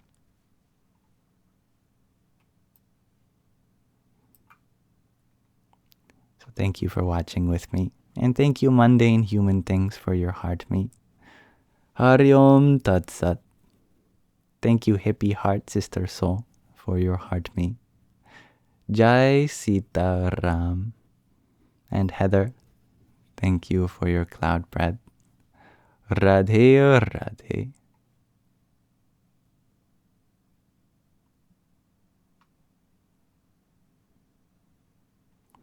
So we've come to the end of this live stream. I thank you all for attending this with me. Even if this is your first time, your last time, or anything in between, I'm very grateful to hold this space for you all, regardless. Good night, Jessica. Jai Shri Ram Hachman. Good night, Isabella. Much love to you, Valerie. And thank you, Heather, for your cloud bread. Good night, Jackie. And thank you, mundane human things, for your 11 cheer-you-ups and trio of team bracelets. Hari Om Tat Sat. As always, I will be uploading the recording of this to my YouTube channel, Yamsox Lives. It's available for you. And all of the chapters are there in the description in case you want to click on any particular moment. Tomorrow we'll be doing ASMR Sunday, which means that it's going to be soft-spoken the whole time. And we won't go too deep into any philosophical or existential concept. It'll just be focused on the basis of validating and affirming wherever you are. And then we'll return to our regular sanghas on Monday again. Good night, Barbara. And thank you, Cookie. Much love, everyone. May this live stream be an offering to Sri Radha Krishna. Radhe Krishna, Radhe Krishna, Krishna Krishna, Radhe Radhe, Radhe Shyam, Radhe Shyam, Shyam Shyam, Radhe Radhe.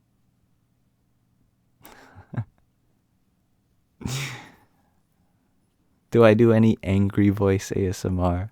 Asks Mundane Human Things. I'm not sure if you could consider that ASMR. That's funny. Thank you, Cookie, for your rose. And hello and goodbye, Giannis from Greece. Good night. May you all have a wonderful rest of your present moment.